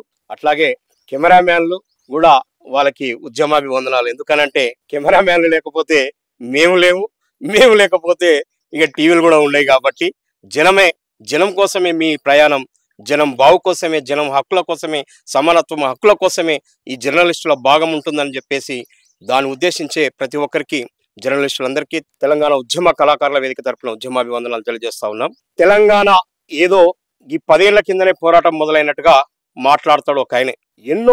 ఎంతో సంపద ఉంది, ఎన్ని తరాలు గడిచినా సంపద కరిగిపోయినటువంటి సంపద ఉంటే ఈ సంపద మీద వేసుకున్నటువంటి కన్ను పరాయివాడు దాన్ని దోసుకుంటూనే ఉంటున్నాడు. అది ఇవ్వాలంటే కూడా జరుగుతూ ఉన్నది. నిజానికి తెలంగాణలో ఉన్న సంపద దక్షిణ భారతదేశంలో ఎక్కువ శాతం ఖనిజ సంపద మన తెలంగాణ ప్రాంతంలోనే, ఇటు ఒడిస్సా అటు మన బార్డర్లో, తెలంగాణ బార్డర్లో, తెలుగు రాష్ట్రాల బార్డర్లలో ఉంటుంది. దాన్ని కాపాడడం కోసము ఎంతో మంది ప్రజలే, ఏ ప్రభుత్వం వచ్చినా అయ్య దిగి అవ్వెక్కినా, అవ్వదిగి కొడుకెక్కినా, ఎవడు దిగెక్కినా దాని మీద మాత్రం కన్ను ప్రతి ఒక్కరి దాని మీద ఉంటుంది. దాని సంపదను దోసుకోవడం కోసం అడవి తల్లిని కాపాడుకుంటున్నటువంటి ఆదివాసుల బిడ్డల్ని ఇలా ఊచకొత్తకు వస్తూ ఉన్నారు. ఇది ఇయ్యడదే కాదు, ఆపరేషన్ గ్రీన్ హంట్, మళ్ళీ ఇలా కగారు, రేపు ఇంకోటి తెస్తా ఉన్నాడు. మేము ఒకటే చెప్తా ఉన్నాము, అది ఎవరికి వ్యతిరేకం కాదు, మన సంపదలని కాపాడుకోవడం కోసం చేస్తున్నటువంటి పోరాటం.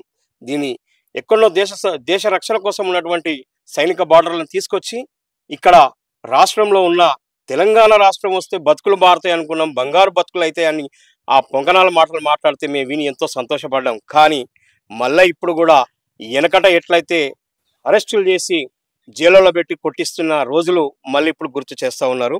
దీన్ని కూడా మేము వ్యతిరేకిస్తున్నాం. తెలంగాణ ఉద్యమంలో పోరాటం చేసినటువంటి కవులు, మేధావులు, కళాకారులు, విద్యార్థులు, జర్నలిస్టులు, కార్మికులు, కర్షకులు వీళ్ళందరి త్యాగం ఉన్నది. ప్రతి పల్లెల్లో నిరాహార దీక్షలు చేశారు, మండలంలో నిరాహార దీక్షలు చేశారు, రాస్తారోకోలు చేశారు, ఎన్నో చేశారు, అన్ని తెలుసు మనకి. కానీ తెలంగాణ పోరాటం చేస్తున్నప్పుడు తెలంగాణ వద్దని, తెలంగాణ జై తెలంగాణని కొట్టించినోడిని మళ్ళా తెలంగాణ రాగానే వాడిని తీసుకుపోయి గద్దె మీద కూర్చుండబెట్టి ఏసీ కార్లలో, బెంజి కార్లలో దింపుతున్నటువంటి ఘనత చరిత్ర గత ముఖ్యమంత్రిది. మరి ఇది ఎవరి దారిలో నడిచిందో మాకైతే తెలియదు, కానీ దాన్ని మేము వ్యతిరేకిస్తూ ఉంటున్నాం. పోనీ ఒక 5 ఏళ్ళు గడిచిపోయింది, ఇంకో 5 ఏళ్ల తర్వాత ఇంకేమన్నా చేస్తాడేమో అని ఆశగా చూసినాం, దాన్ని నిరాశగా చేసిండు. ఆ తర్వాత ఆ పార్టీ పోయి ఈ పార్టీ వచ్చిందంటే ఈ పార్టీ వాళ్ళన్నా మరి ఏమన్నా తెలంగాణ ఉద్యమకారులకి, కళాకారులకి, అక్కడ జర్నలిస్టులకి, ఇక్కడ మేధావులకి ఏమైనా చేస్తారేమో అని ఆశ ఉంటే వాళ్ళు కూడా 1.5 ఏడాది గడిచిపోయింది. అది ఒక్క దినం కూడా యాడ్ చేసిన దాఖలాలు లేవు. అసెంబ్లీలు ఎన్నో జరిగినాయి. నిన్నగాక మొన్న జరుగుతున్న అసెంబ్లీలో కూడా మీరు మాట్లాడాలని చెప్పి కొంతమంది మంత్రుల కాడికి పోయినాం. ఇక మంత్రులు ఎట్లున్నారంటే గడ్డ మీదకి ఎక్కేదాకా ఒక మాట, గడ్డ మీదకి ఎక్కినాక ఇంకో మాట. ఇక నాకు మోటుకు వస్తాయి, ఇవి అనకూడదు కాబట్టి ఆ పద్ధతిలో ఉన్నారు ఈరోజు ఈ మంత్రులు. వీళ్ళకు జ్ఞానం ఉండిచుందా, సోయి ఉందా లేదా, మరి వీళ్ళు చదువుకోలేలా? ఈ చదువుకోని వాళ్ళంతా వచ్చి రౌడీలు, గుండాలు వచ్చి రాజకీయాలు చేస్తే గిట్లనే ఉంటుందేమో అనిపిస్తుంది మాకైతే. కాబట్టి తెలంగాణ ఉద్యమకారుల జేఎండీ యాక్షన్ కమిటీ తరఫున ఒకటే అడగదలుచుకుంటున్నాం. అది మీరు ఇచ్చిన మేనిఫెస్టోలోనే మీరు పెట్టినటువంటి 250 గజాల్లో జాగా ఇస్తూ ఇల్లు కట్టించి తీరాలి. అట్లాగే పెన్షన్ ఇవ్వాలి. పెన్షన్ అంటే ఏదో మేము మాకు లేక అడుగుతలేము, అది ఒక గౌరవ వేతనంగా ఒక 30,000 రూపాయలు ప్రతి నెల ఇవ్వాలంటున్నాం. ఎందుకోసం అనంటే తొలి దశ మలి దశ ఉద్యమంలో పోరాటం చేసిన వాళ్ళు ఇవాళ వాళ్ళ ఏజ్ని లెక్క చేసుకుంటే వాళ్ళు ఏ ఉద్యోగం ఇచ్చినా చేసుకునే పరిస్థితిలో లేరు. దీన్ని దృష్టిలో పెట్టుకోవాలి. ఉద్యోగం అంటే మేము తెలంగాణ రాగానే కొంతమంది మేధావులతోటి ఉద్యమ కళాకారులకి ఉద్యోగాలు ఇవ్వాలని డిమాండ్ చేస్తూ తెలంగాణ సాంస్కృతిక గలం ఏర్పాటు చేసి బి నరసింహారావు, గద్దర్ని, మాస్టర్జీని, నిసార్ అని ఇలా కొంతమంది మేధావులతో బషీర్బాగ్ ప్రెస్ క్లబ్లో పెడితే ఒక 550 మందికి ఉద్యోగాలు వచ్చాయి. ఆ ఉద్యోగాలు వచ్చిన వాళ్ళు కూడా తెలియదు ఎవరు కొట్లాడుతూ వచ్చినాయి అనేది. అందులో పాటలు చక్క రాని వాళ్ళు ఏజ్ లేని వాళ్ళకి కూడా ఇచ్చిండ్రు. ఏదన్నా కానీ ఒక 550 మంది బతికిరు కదా అని వదిలిపెట్టేసినాం. 5 ఏళ్ల తర్వాత మళ్ళీ దాన్ని రికవర్ చేస్తానని మళ్ళొక్క ఎత్తుగడ వేసి మళ్ళా తెలంగాణలో ఉన్న కళాకారులందరూ తీసుకొచ్చి దాని చుట్టంతా సారథి ఆఫీస్ చుట్టూ దింపిండు. మళ్ళీ ఇంటికి పంపించిండు. ఇక వస్తుంది అగవస్తుంది, ఇక వస్తుంది అగవస్తుంది అని చెప్పిండు. అది లేదు ఇది లేదు, వాళ్ళ ఉన్న సీటే ఊడవిక్కపోయింది. మరి ఇవాళ కాంగ్రెస్ ప్రభుత్వం కూడా మేము ఏమంటున్నామంటే తెలంగాణ ఉద్యమంలో పార్టిసిపేట్ అయిన కళాకారులకి ఒక సంక్షేమ బోర్డు ఏర్పాటు చేయాలని ఖచ్చితంగా మేము డిమాండ్ చేస్తా ఉన్నాం. దానివల్ల మీకు పెద్ద నష్టం ఏం లేదు. ఆ కళాకారులకి సంక్షేమ బోర్డు వల్ల చాలా ప్రాంతాలలో పార్కులు మన జిల్లాలలో, రాష్ట్రాలలో, నియోజకవర్గాలలో ఇట్లాంటి పార్కులు ఎన్నో ఉన్నాయి. ఆ పార్కులలో గద్దెలాగా ఇట్లా గట్టి పెట్టారు. ఎందుకంటే సమావేశాలు కానీ, ఆట పాటలు, మన తెలంగాణ సంస్కృతి సాంప్రదాయాన్ని, మన ప్రజలకి కనుమరుగవుతున్నటువంటి మన తెలంగాణ సంస్కృతిని మళ్ళీ ప్రజలకు చూపించడం కోసం ఏర్పాటు చేసిన గద్దెలు ఊరికేనే ఈగలు వాలిపోతా ఉన్నాయి, ఉత్తనే అది ఎక్కడదక్కడ బూజు పట్టిపోతా ఉన్నాయి. వాటి మీద మన ఇంతకుముందు డెవలప్మెంట్ కింద కళాకారుల ప్రోగ్రాంలు ఉండేవి. ఆ ప్రోగ్రామ్ కూడా తీసేసి సారథి అని చెప్పేసి దీనికి అటాచ్మెంట్ చేసి దాన్ని క్యాన్సిల్ చేశారు. మేము ఇవాళ ఏం కోరుతున్నామంటే మీరు ఉద్యోగం ఇయ్యనికి చేతన కాకపోతే ఎట్లాగో మీరు 250 గజాల ఇల్లు ఇవ్వాల్సిందే. దాంట్లో మొట్టమొదటిగా ఉద్యమకారులకి, కళాకారులకు మొట్టమొదటి ప్రాధాన్యత ఇవ్వాల్సిందే. అట్లాగే కళాకారులకి ప్రతి నెలలో అన్ని జిల్లాలలో, మండలాలలో, నియోజకవర్గాలలో ప్రభుత్వం డెవలప్మెంట్ కోసం కూడా పాట పాడుతుంది కదా. పోరాటం కోసం పాడినట్టుగా మన రాష్ట్రం బాగుపడితే మన రాష్ట్రం చూసి ఇంకో రాష్ట్రం ఎదగాలని చూసి ఆలోచన చేస్తారని ఒక కోణంలో చూస్తుంది కదా. అది ఎందుకు మీరు దాన్ని గుర్తు చేసుకుంటలేదు అనేది మేము అడుగుతా ఉన్నాం. కళాకారులకి మీరు ఉద్యోగాలు ఇవ్వకపోతే ఇలాంటి పార్కులలో కార్యక్రమాలు ఇస్తే ఒక్కొక్క జిల్లాలలో కనీసం 100 మంది కళాకారులు బతకడానికి అవకాశం ఉంటుంది. అది పెద్ద పని కూడా కాదనేది. దీన్ని మీరు ఖచ్చితంగా నెరవేర్చాలని కోరుతా ఉన్నాం. ఉద్యోగాలు ఖచ్చితంగా ఇవ్వాల్సింది ఎవరికైనంటే, ఉద్యోగం అంటే ఆట పాటతో పాటు ఎంతో ఉన్నతమైనటువంటి విద్య చదువుకున్న విద్యార్థులు కూడా ఉన్నారు. వాళ్ళకి మొదటిగా ప్రాధాన్యత ఇచ్చి వాళ్ళ చదువు తగ్గట్టుగా ఉద్యోగం ఇవ్వమని అడిగినాం. మేమేమి ఇవి ఎంతమంది కంటే ఇవ్వాలని అంటే కూడా దానికి ఇన్ని కారణాలు కూడా ఉన్నాయి. ఆ కార్యక్రమాలు ఏం చేయాలో మీకు రాకపోతే మేము చాలా మంది ఉన్నాం. ఏ కార్యక్రమాలు చేయాలనేది కూడా మేము చెప్పదలుచుకొని కోరుకుంటున్నాం. ఈ అవకాశం ఇచ్చినందుకు తెలంగాణ ఉద్యమకారుల జేఎన్టీ యాక్షన్ కమిటీ తరఫున ఓకే టీవీ వారికి మీ అందరికీ ఉద్యమాభి వందనాలు తెలుపుతూ, హోలీ హోలీల రంగా హోలీ చెమకేలిల హోలీ, హోలీల రంగా హోలీ చెమకేలిల హోలీ, హోలీల రంగా హోలీ చెమకేలిల హోలీ, హోలీ హోలీల రంగా హోలీ చెమకేలిల హోలీ. యాడ బుట్టి ఆడ పెరిగి ఆడికెల్లో ఈడికొచ్చి, యాడ బుట్టి ఆడ పెరిగి ఆడికెల్లో ఈడి, అరే యాడ బుట్టి ఆడ పెరిగి ఆడికెల్లో ఈడికొచ్చి, యాడ బుట్టి ఆడ పెరిగి ఆడికెల్లో ఈడి, అరే తెలంగాణ సాధన కోలి మీరు పోరు బాటలైనారే హోలీ, హోలీ హోలీల రంగా హోలీ చెమకేలిల హోలీ, హోలీ హోలీల రంగా హోలీ చెమకేలిల హోలీ, హోలీ హోలీల రంగా హోలీ చెమకేలిల హోలీ. తెలంగాణ సాధనకు పోరు జెండలెత్తుకొని, తెలంగాణ సాధనకు పోరు జెండలెత్తు, అరే తెలంగాణ సాధనకు పోరు జెండలెత్తుకొని, తెలంగాణ సాధనకు పోరు జెండలెత్తు, పల్లె పల్లె తిరిగినారు పాటలెన్నో పాడినారు, పల్లె పల్లె తిరిగినారు పాటలెన్నో పాడినారు, పల్లె పల్లె తిరిగినారు పాటలెన్నో పాడినారు, పల్లె పల్లె తిరిగినారు పాటలెన్నో పాడినారు. ప్రత్యేక రాష్ట్రము హోలీ సాధించదాకా ఊకేలే హోలీ, హోలీ హోలీల రంగా హోలీ చెమకేలిల హోలీ, హోలీ హోలీల రంగా హోలీ చెమకేలిల హోలీ. ఓకే టీవీ 3 సంవత్సరాలు పునస్కరించుకొని 4వ సంవత్సరంలోకి అడుగు పెడుతున్నటువంటి సందర్భంగా ఓకే టీవీ తెలుగు రత్న అవార్డ్స్ ఇవ్వబోతున్నాము బిర్లా ప్లాంటోరియంలో.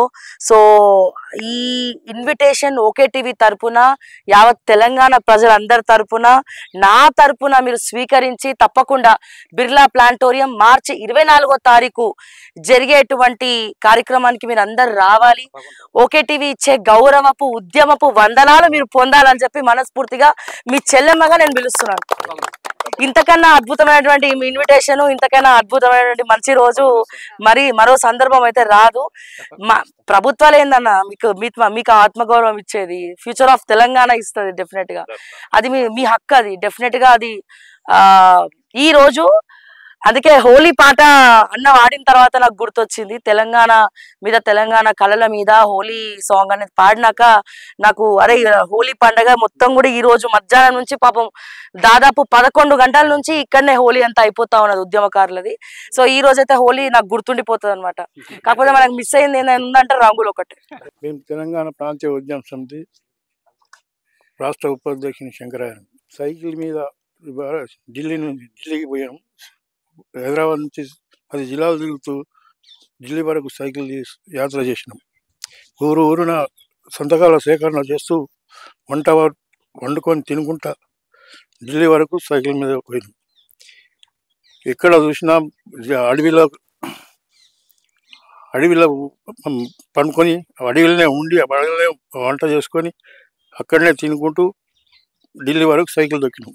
ఇప్పటి వరకు ఆ ఢిల్లీ సైకిల్ దొక్కిన మేము పోయినామంటే ఎంత కష్టపడిపోయినామంటే ఒక్కొక్క కొండలు ఎక్కాలి దిగాలంటే 7 కిలోమీటర్లు దిగడము, 7 కిలోమీటర్లు చెడవులు ఎక్కడము, ఇవన్నీ సాధించుకుంటూ ఢిల్లీ వరకు సైకిల్ దొక్కుంటూ వెళ్ళాం. అది మామూలు విషయం కాదన్నా. మీరు ఎన్నేళ్ళు అవుతుంది ఇప్పటికి ఢిల్లీకి సైకిల్ మీద పోయి?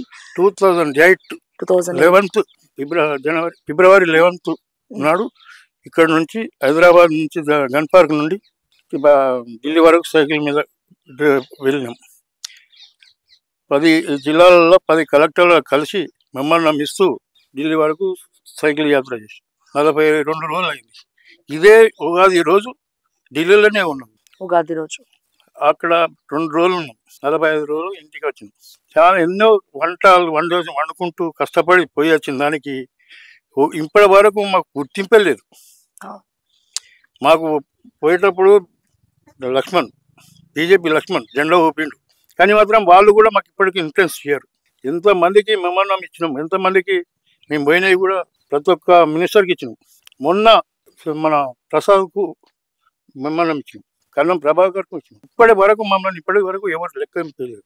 మేము ఢిల్లీ వరకు సైకిల్ దొక్కినామంటే మా పిల్లలు కానీ మాకు కానీ ఉద్యోగాలు వస్తాయి, తెలంగాణ వస్తే బాగుపడుతుంది.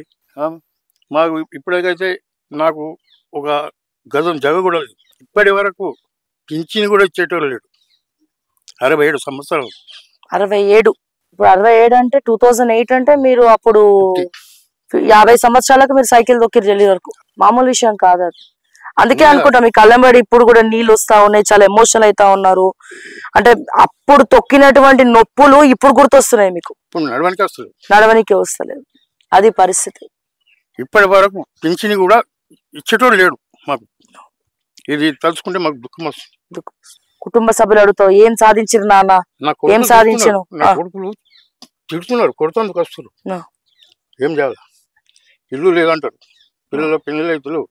ఇప్పటి వరకు పద్మారావు కూడా ఏం శంకరయ్య అంటాడు, కానీ వాడు ఇంత చేసింది కాదు. వాడు ₹1 ఇచ్చినవాడు కాదు, మేము అడిగిన మేము ఎందుకంటే పోరాటం చేసాం కాబట్టి, మాకు ఉద్యమం కాలం కాబట్టి మాకే రావాలి, నీ కాలు ఎందుకు మొక్కాలి అనే పరిస్థితుల్లో మేము బతుకుతున్నాం. ఇప్పటికైనా కానీ నా పిల్లల పెళ్ళిళ్ళు అవుతుంది, ఇల్లు లేదు జగ లేదని పిల్లల పెళ్ళి కూడా పిల్లల్ని ఇస్తలేదు.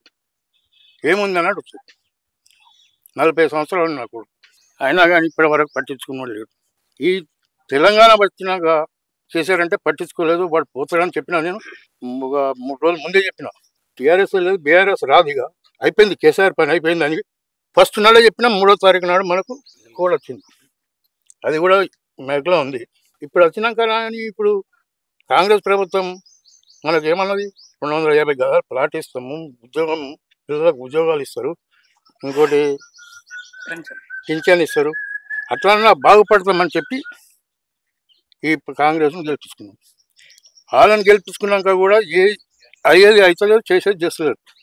కోదండరాం సార్కు వచ్చింది ఏది ఎమ్మెల్సీ వచ్చిన దానికి ఆయన ఇప్పిస్తా అని ఆయన అన్నాడు బాధ్యత, కానీ ఆయన చెప్తా అవుతుందా? అసలు వాళ్ళు చెప్తా అవుతుంది, ఇచ్చేటోడే ఇస్తలేడు చెప్పినోడు.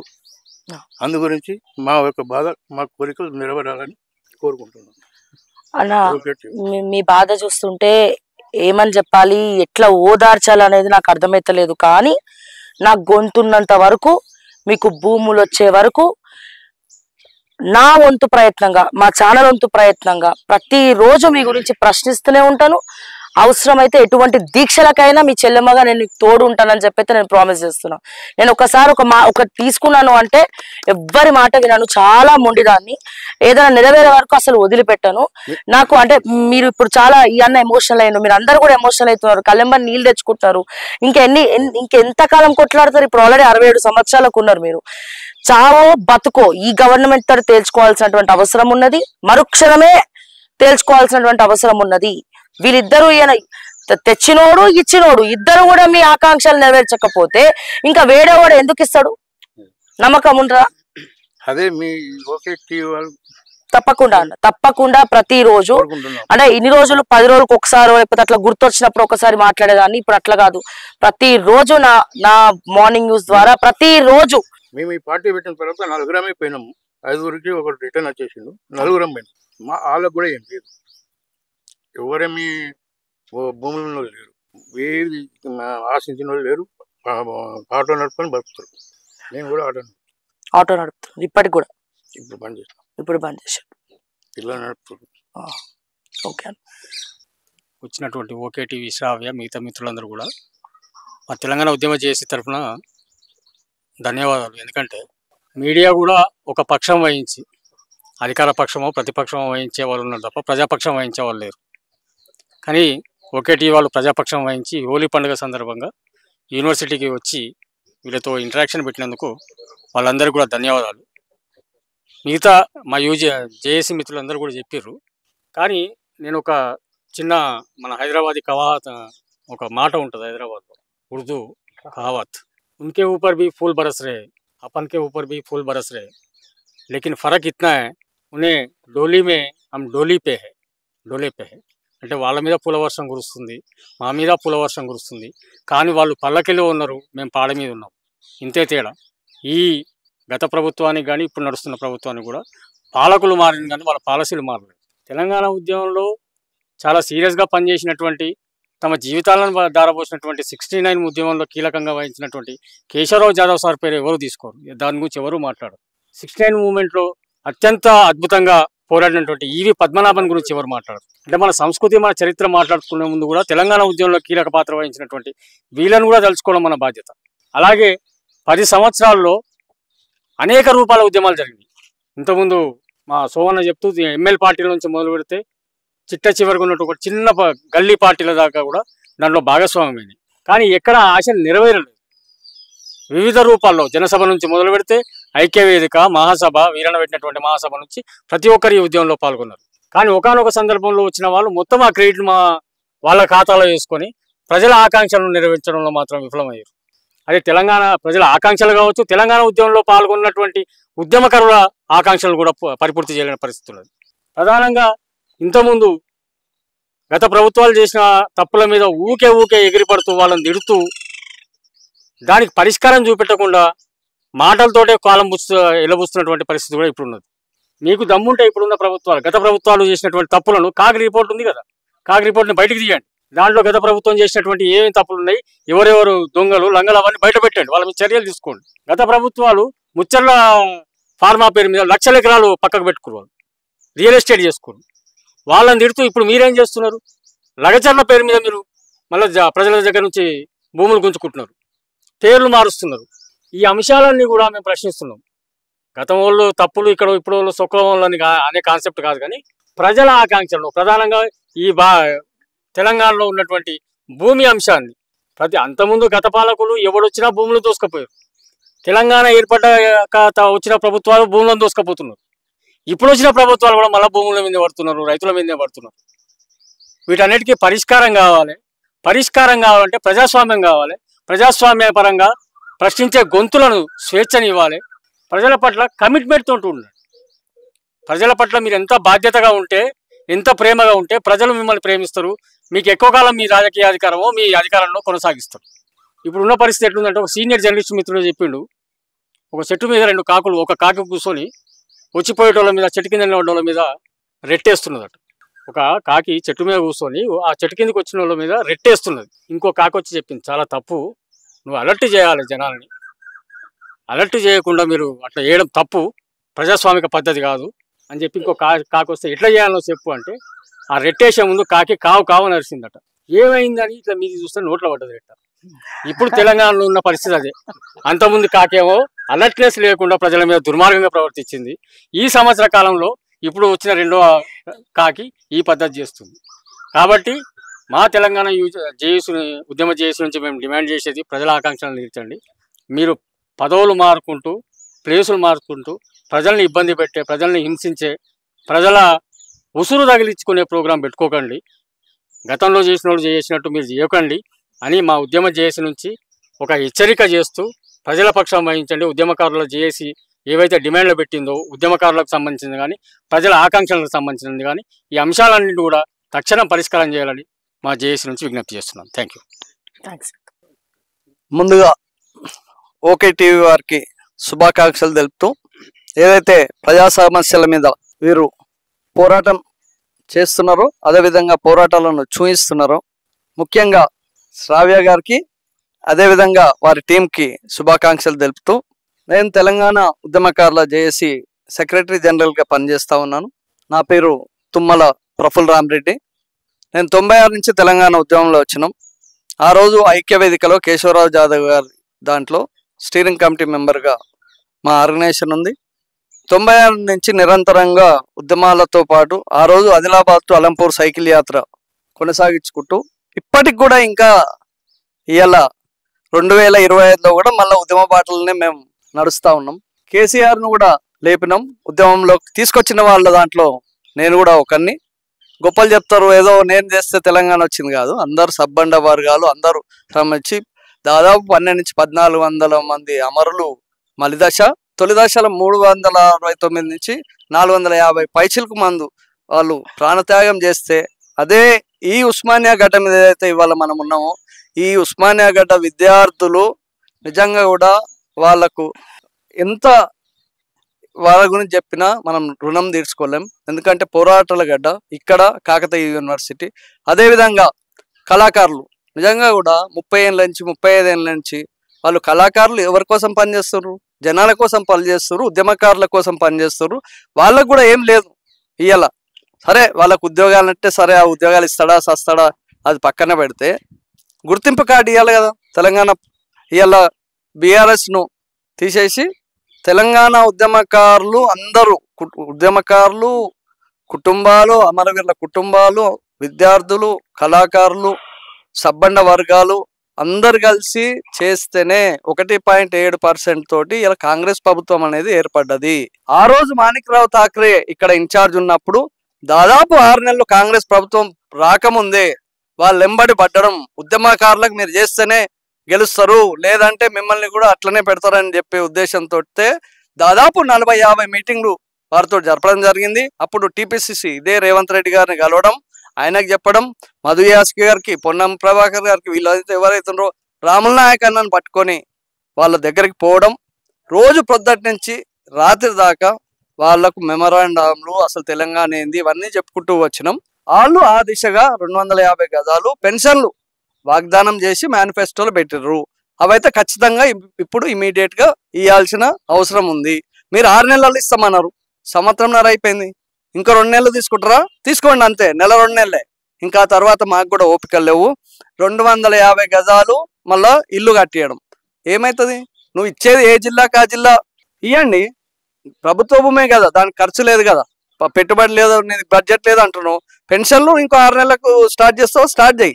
కానీ ముందైతే 250 గజాలు ఇల్లు కట్టుకొని పైసలు అయితే ఇవ్వమని మేము తెలంగాణ ఉద్యమకారుల జేఏసీ పక్షాన అన్ని జిల్లాల్లో కమిటీలు వేయడం. అదేవిధంగా మొన్ననే మిలియన్ మార్చ్ కూడా 14 సంవత్సరాల తర్వాత మిలియన్ మార్చ్ను ఇంత పెద్ద ఎత్తున నిర్వహించింది తెలంగాణ ఉద్యమకారుల జేఏసీ.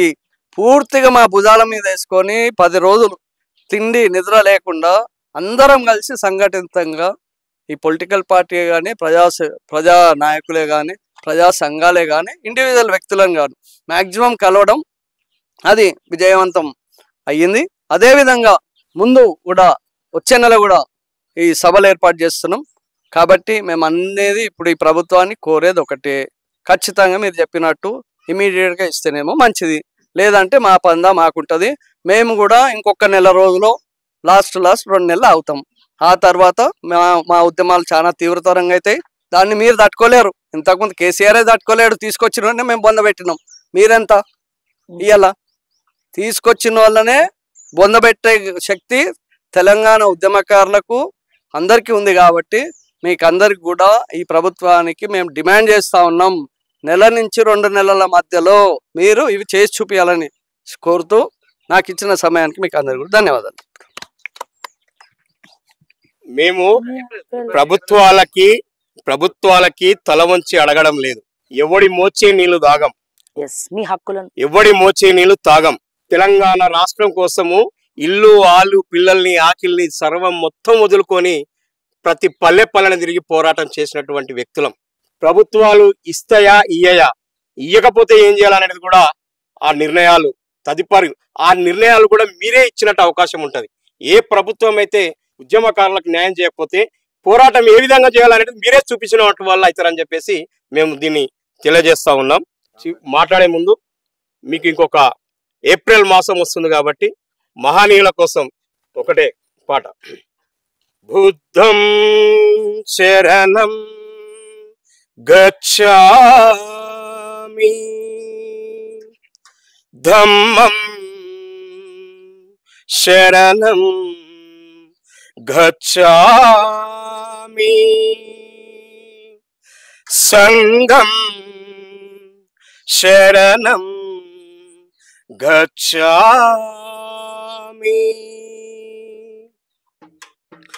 దండమో మా దీన బంధులకు మహనీయుల్లారా, దండమో మా దీన బంధులకు మహనీయుల్లారా, మీరు అందుకోండి పేదొల్లా దండాలు మహనీయుల్లారా, అందుకోండి పేదొల్లా దండాలు మహనీయుల్లారా. ఉద్యమాలకు బాటలేసి పోరుబాటకు రాగమయ్యి, పోరుబాటకు రాగమయ్యి, పోరుబాటకు రాగమయ్యి, మా గుండెలల్లో మా గుండెలల్లో నిలిచిపోతిరా మహనీయుల్లారా, గుండెలల్లో నిలిచిపోతిరా మహనీయుల్లారా, నిలుచుక్కలయ్యి వెలుగుతున్నారా మహనీయుల్లారా, చుక్కలయ్యి వెలుగుతున్నారా మహనీయుల్లారా. పువ్వులల్లో పువ్వువై మంచి మల్లె పువ్వువై, మంచి మల్లె పువ్వువై, మంచి మల్లె పువ్వువై, సక్కనైన తెలివితోటి హక్కులెన్నో వెలికితీసి, హక్కులెన్నో వెలికితీసి, హక్కులెన్నో వెలికి జ్యోతిరావు జ్యోతిరావు జ్యోతిరావు పులేనివయ్యో మహనీయుల్లారా, జ్యోతిరావు పులేనివయ్యో మహనీయుల్లారా, ఈ విశ్వానికి తేజస్సునివయ్యో మహనీయుల్లారా, విశ్వానికి తేజస్సునివయ్యో మహనీయుల్లారా. దండమో మా దీన బంధులకు మహనీయుల్లారా, దండమో మా దీన బంధులకు మహనీయుల్లారా, మీరు అందుకోండి పేదొల్లా దండాలు మహనీయుల్లారా, అందుకోండి పేదొల్లా దండాలు మహనీయుల్లారా. చీయల్ల కులము నుండి విరజిమ్మిన కాంతివోలే, విరజిమ్మిన కాంతివోలే, విరజిమ్మిన కాంతివోలే, బోధించు సమీకరించు పోరాడమన్నాడు, పోరాడమన్నావు, పోరాడమన్నాడు. భీమరావు భీమరావు భీమరావు అంబేద్కర్ అయ్యో మహనీయుల్లారా, భీమరావు అంబేద్కర్ అయ్యో మహనీయుల్లారా, ఈ శూద్రులాకే చందామామయ్యో మహనీయుల్లారా, శూద్రులాకే చందామామయ్యో మహనీయుల్లారా, మీరు చెప్పిన మాటలను అందరికీ పంచుతున్నాం, అందరికీ పంచుతున్నాం, అందరికీ పంచుతున్నాం, మీరిచ్చిన సందేహాన్ని విశ్వమంతట చాటుతున్నాం, విశ్వమంతట చాటుతున్నాం, విశ్వమంతట చాటుతున్నాం. మీరు కలలు గన్నా మీరు కలలు గన్నా మీరు కలలు గన్నా రాజ్యము కోసము మహనీయుల్లారా, కలలు గన్నా రాజ్యము కోసము మహనీయుల్లారా. మేము కలిసి కట్టుగా కదులుతున్నాము మహనీయుల్లారా కలిసి కట్టుగా కదులుతున్నాము మేము కలిసి కట్టుగా కదులుతున్నాము మహనీయుల్లారా కలిసి కట్టుగా కదులుతున్నాము మహనీయుల్లారా కలిసి కట్టుగా కదులుతున్నాము మహనీయుల్లారా జోహార్ తెలంగాణ అమర వీరులకు జోహార్ జోహార్ జోహార్ బాబాసాహెబ్ అంబేద్కర్ కు జోహార్ జోహార్ జోహార్ జ్యోతిరావు పూలేకు జోహార్ జోహార్ జోహార్ సావిత్రిబాయి పూలేకు జోహార్ జోహార్ కొనసాగిద్దాం తెలంగాణ దేశ అమరవీరుల ఆశయాలను కొనసాగిద్దాం కొనసాగిద్దాం కొనసాగిద్దాం అమరవీరుల ఆశయాలను కొనసాగిద్దాం కొనసాగిద్దాం తెలంగాణ ముఖ్యమంత్రి వర్యులు రేవంత్ రెడ్డి గారికి అండ్ అలాగే కొత్తగా వచ్చినటువంటి మీనాక్షి నటరాజన్ గారు ఎందుకు స్పెసిఫిక్ గా రేవంత్ రెడ్డి గారికి వీళ్ళందరూ తెలియని మనుషులైతే కాదు, వీళ్ళందరూ బాగా తెలుసు. ఎలక్షన్ సమయంలో అది చేస్తాం ఇది చేస్తాం అని చెప్పి వీళ్ళని పిలిపించుకున్నారు, ఊరు తిప్పించినారు, ఓట్లు అడిగిపించినారు, అన్ని అయినాయి. ఇప్పుడు వీళ్ళు మీకు చేదైపోయినారు. మీనాక్షి నటరాజన్ గారిని మేము కోరేది ఏంటంటే, మీరు ఒక తెలంగాణ ఏఐసిసి ఇన్ఛార్జ్ గా మీకు సోనియా గాంధీ గారు, రాహుల్ గాంధీ గారు ప్రత్యేకమైనటువంటి బాధ్యతలు అప్పగించారు. ఏ సంకల్పంతోనైతే సోనియా గాంధీ గారు తెలంగాణని ఇచ్చారు అని చెప్పి కాంగ్రెస్ పార్టీ చెప్పుకొని తిరుగుతుందో, అలాగే తెలంగాణ ప్రజలు కూడా నమ్ముతున్నారో, అదే సంకల్పంతో మీనాక్షి నటరాజన్ గారు, ఎందుకంటే ఇప్పుడు వలసలో వచ్చినటువంటి వాళ్ళని అదేంది మీనాక్షి నటరాజన్ గ్యారేజ్ పెట్టుకున్నారు కాంగ్రెస్ లో. అంటే వలసలు వచ్చిన వాళ్ళని కొట్టుకునే వాళ్ళని రిపేర్ చేసే పనిలో మా మీనాక్షి నటరాజన్ గారు ఉన్నారు. కేవలం కాంగ్రెస్ పార్టీనే కాదు, మీ అధికార ప్రభుత్వం ఏదైతే ఉందో ఆ ప్రభుత్వాన్ని కూడా రిపేర్ చేయాల్సినటువంటి బాధ్యత మీ కాంగ్రెస్ పార్టీ తరపున. అవినీతి కూడా జరుగుతుంది కాబట్టి అవినీతి ఇవన్నీ సెకండరీ, కానీ మొట్టమొదటిగా ఉద్యమకారులకు ఇచ్చేటువంటి హామీలు నెరవేర్చేటట్టు మీనాక్షి నటరాజన్ గారు మరి వీళ్ళని పిలిపించుకుంటారా గాంధీ భవన్ కి, వీళ్ళ బాధలు తెలుసుకుంటారా, ఏం తెలుసుకుంటారా? రేవంత్ రెడ్డి గుర్తులేదు, మీ మంత్రులకు గుర్తులేదు, ఎవరికి గుర్తులేదు. 5,000 కిలోమీటర్లు పాదయాత్ర చేసినారు, ప్రజల మమేకమైనారు, గాంధీయవాది.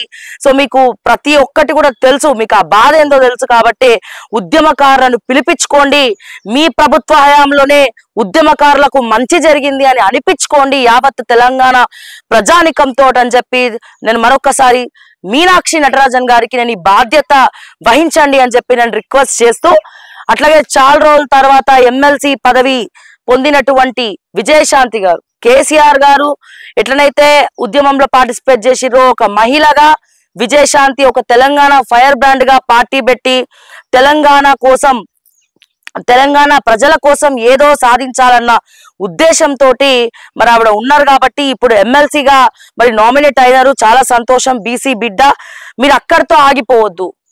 ఎందుకంటే మీకు వినిపిస్తా ఉన్నది, మీకు హోంమంత్రి పదవి ఇస్తా అంటున్నారు, అదంటున్నారు, ఇదంటున్నారు. వీళ్ళందరిలా మీరు కాదు, తెలంగాణ నాడి పట్టినారు కాబట్టి, తెలంగాణ ప్రజల కోసం తిరిగినారు కాబట్టి, తెలంగాణ ఉద్యమకారులను పట్టించుకొని మీరు మీనాక్షి నటరాజన్ గారు కలిసి రేవంత్ రెడ్డిని మెప్పిస్తారా, ఒప్పిస్తారా, ఆర్డర్ పాస్ చేస్తారా, ఏం చేస్తారో తెలియదు. కానీ ఓకే టీవీ తరపున, తెలంగాణ ప్రజలందరి తరపున, తెలంగాణ ఉద్యమకారుల జేఏసీ తరపున ఒక జర్నలిస్ట్ గానే మిమ్మల్ని రిక్వెస్ట్ చేస్తా ఉన్నానని చెప్పి మరొకసారి తెలియజేస్తూ, ఎందరో మహానుభావులకు, అమరవీరులకు అందరికీ కూడా అమరవీరుల కుటుంబాలకు నివాళులు అర్పిస్తూ జై తెలంగాణ, జై హింద్.